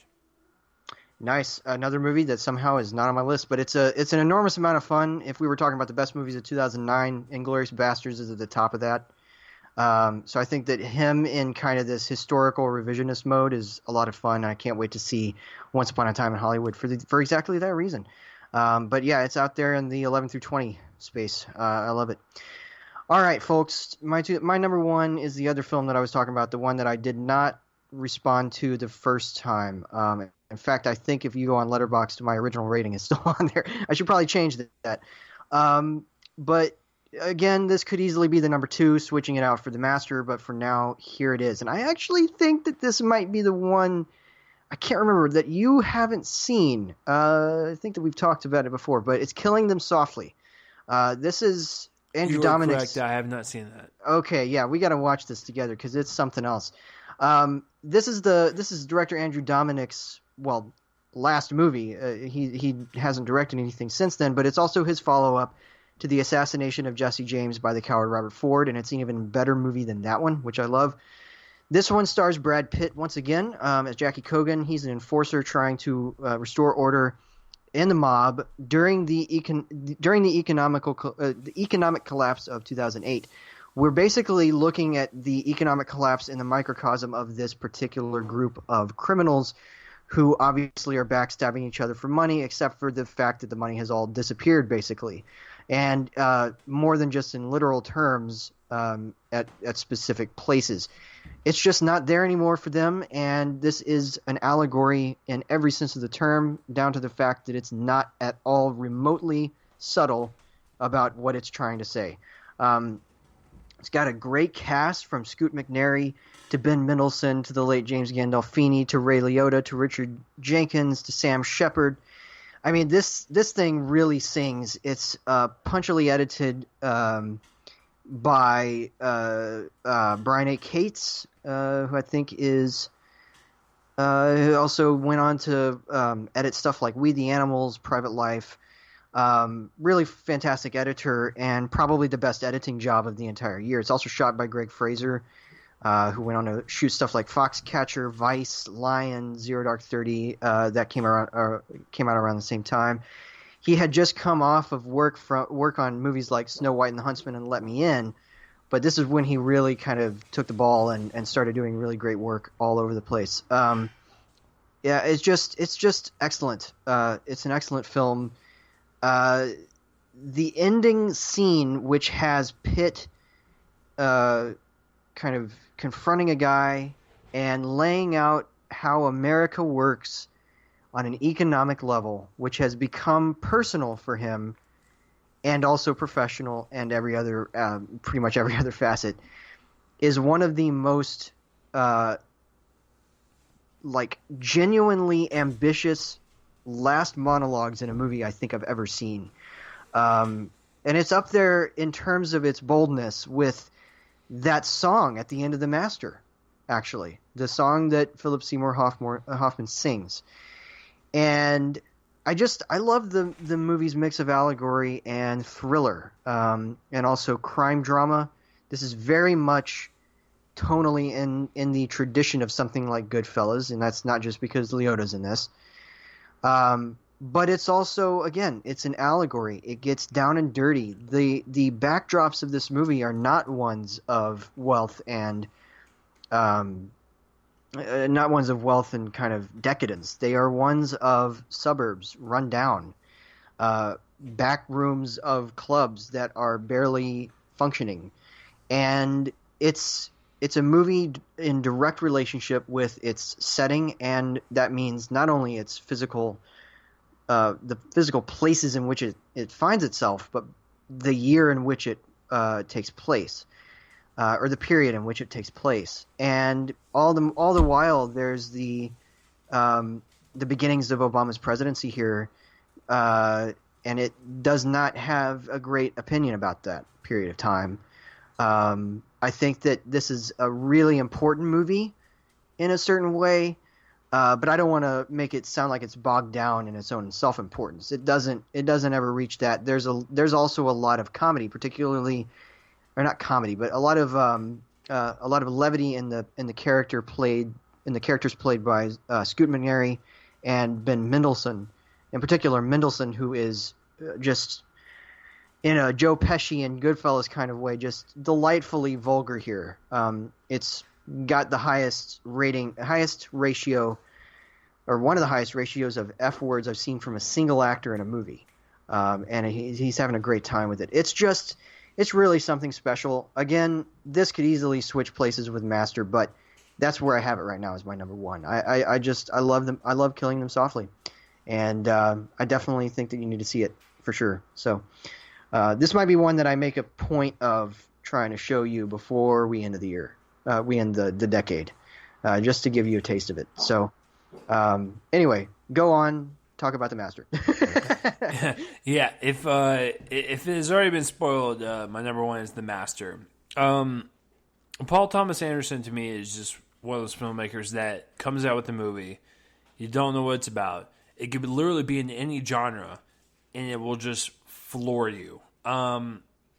With this one, this is science fiction horror. There will be blood is horror. Inherent Vice is a romance. Phantom Thread is also a romance. Like, this guy just jumps all over the place, and this is all the films I've discussed have been in the past 5-6 years. So it's like, it's just crazy how the Master it sticks with you. I remember seeing this in a theater with like 3 other people, and I don't know how they felt, but I remember walking out thinking, I don't really know how to feel about that. And as time went on, I started hearing the score in my head. I started reliving Phoenix's performances, or Philip Seymour Hoffman's performances. Like, it's just, everything sticks with you. The performances are some of the best acting I've ever seen in my life. I've seen a lot of movies in my life, but Phoenix and Hoffman and Adams and everyone is just so on point in this movie. It is otherworldly. There's no way that these are people that lived on Earth at some point. They feel like Right. we're watching performances performed by someone on Earth 727 or something. Another Earth and another multiverse. There's your Spider-Man reference. The performances are outstanding, rightfully so. All of them were nominated for acting nominations that year. The cinematography is so crisp and clean, and the composition is so unique and off-kilter, but kind of matches the off-kilter presence of this Scientology quote-unquote religion that Hoffman is portraying on us. The music is outstanding by Greenwood. It is an experience. Even if you are not a fan of religious movies or like Scientology or whatever, I think this is just a out-of-body experience in terms of filmmaking, whether it be acting or directing or editing or composition, music, whatever. I think this is just a really,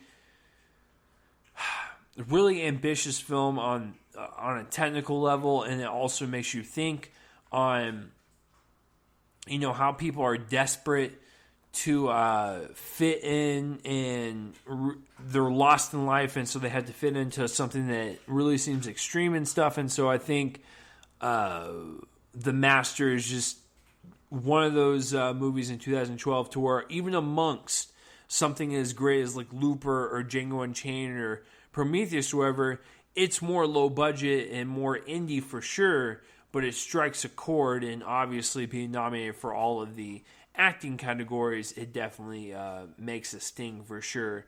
The Master is one of those movies, and I will even contend probably the best performance Joaquin Phoenix has ever given, and I will stand by that. If not a top 3, but it's one of the best in his career for sure. Yeah, it's near the top there. Yeah, I think so too. And I can't wait to see him as Joker, knowing that he played this role, this kind of a role. So, all right, folks, that's it. We went really long this time, but we were gone for a week and a half, so I think it's allowed. But I'm pretty sure both of our throats are like really mad at us right now, so we're gonna go ahead and end next week. John Wick Chapter 3 Parabellum. Can't wait. Even though that's a clunky title. And that'll be next week. So you can find my writing at joelonfilm.com. By this time, 12 hours from now, you should be able to see my reviews, I reviewed Pokemon Detective Pikachu. I also reviewed The Hustle, which is one of the worst movies of the year so far. And also caught up with this little movie called Piercing that's now streaming. It's got Christopher Abbott and Mia Wasikowska. It involves kink and serial killers and a suicidal sex worker, but it's not nearly as interesting as that makes it sound. So I've got reviews of all of those coming up. Pokemon is the best movie I watched this week, basically. And you can also follow me on Twitter at RealJoelCopling. That's REEL, and then my name. You can follow my letterbox at jcopling. You can follow. That's it. That's all you can follow. So, Chase, what about you, sir? Yeah, if you guys want to follow me at Twitter, it's at RealChaseLee. And if you guys want to follow the podcast Twitter feed, it's at RealMeAndPodcast. And of course, with this one, CastBox, Spreaker, iTunes, iHeartRadio, Spotify, wherever this thing streams, just know that we appreciate you guys listening. If you could just spread this around and let people know this is your favorite movie podcast to listen to, that would really appreciate it. We would like to grow this community and just keep it on going, because if you are out there that thinks that we do this for money and for fame and for glory, you're absolutely mistaken, because I just alerted Joel this week, after 2 years of doing this, 2 years with just doing it with Joel, we finally are getting paid $10 whole. And I've been doing this thing for 6 years now. So we definitely don't do it for the fame or the money. We do it because we love doing it for you guys and love just talking about movies.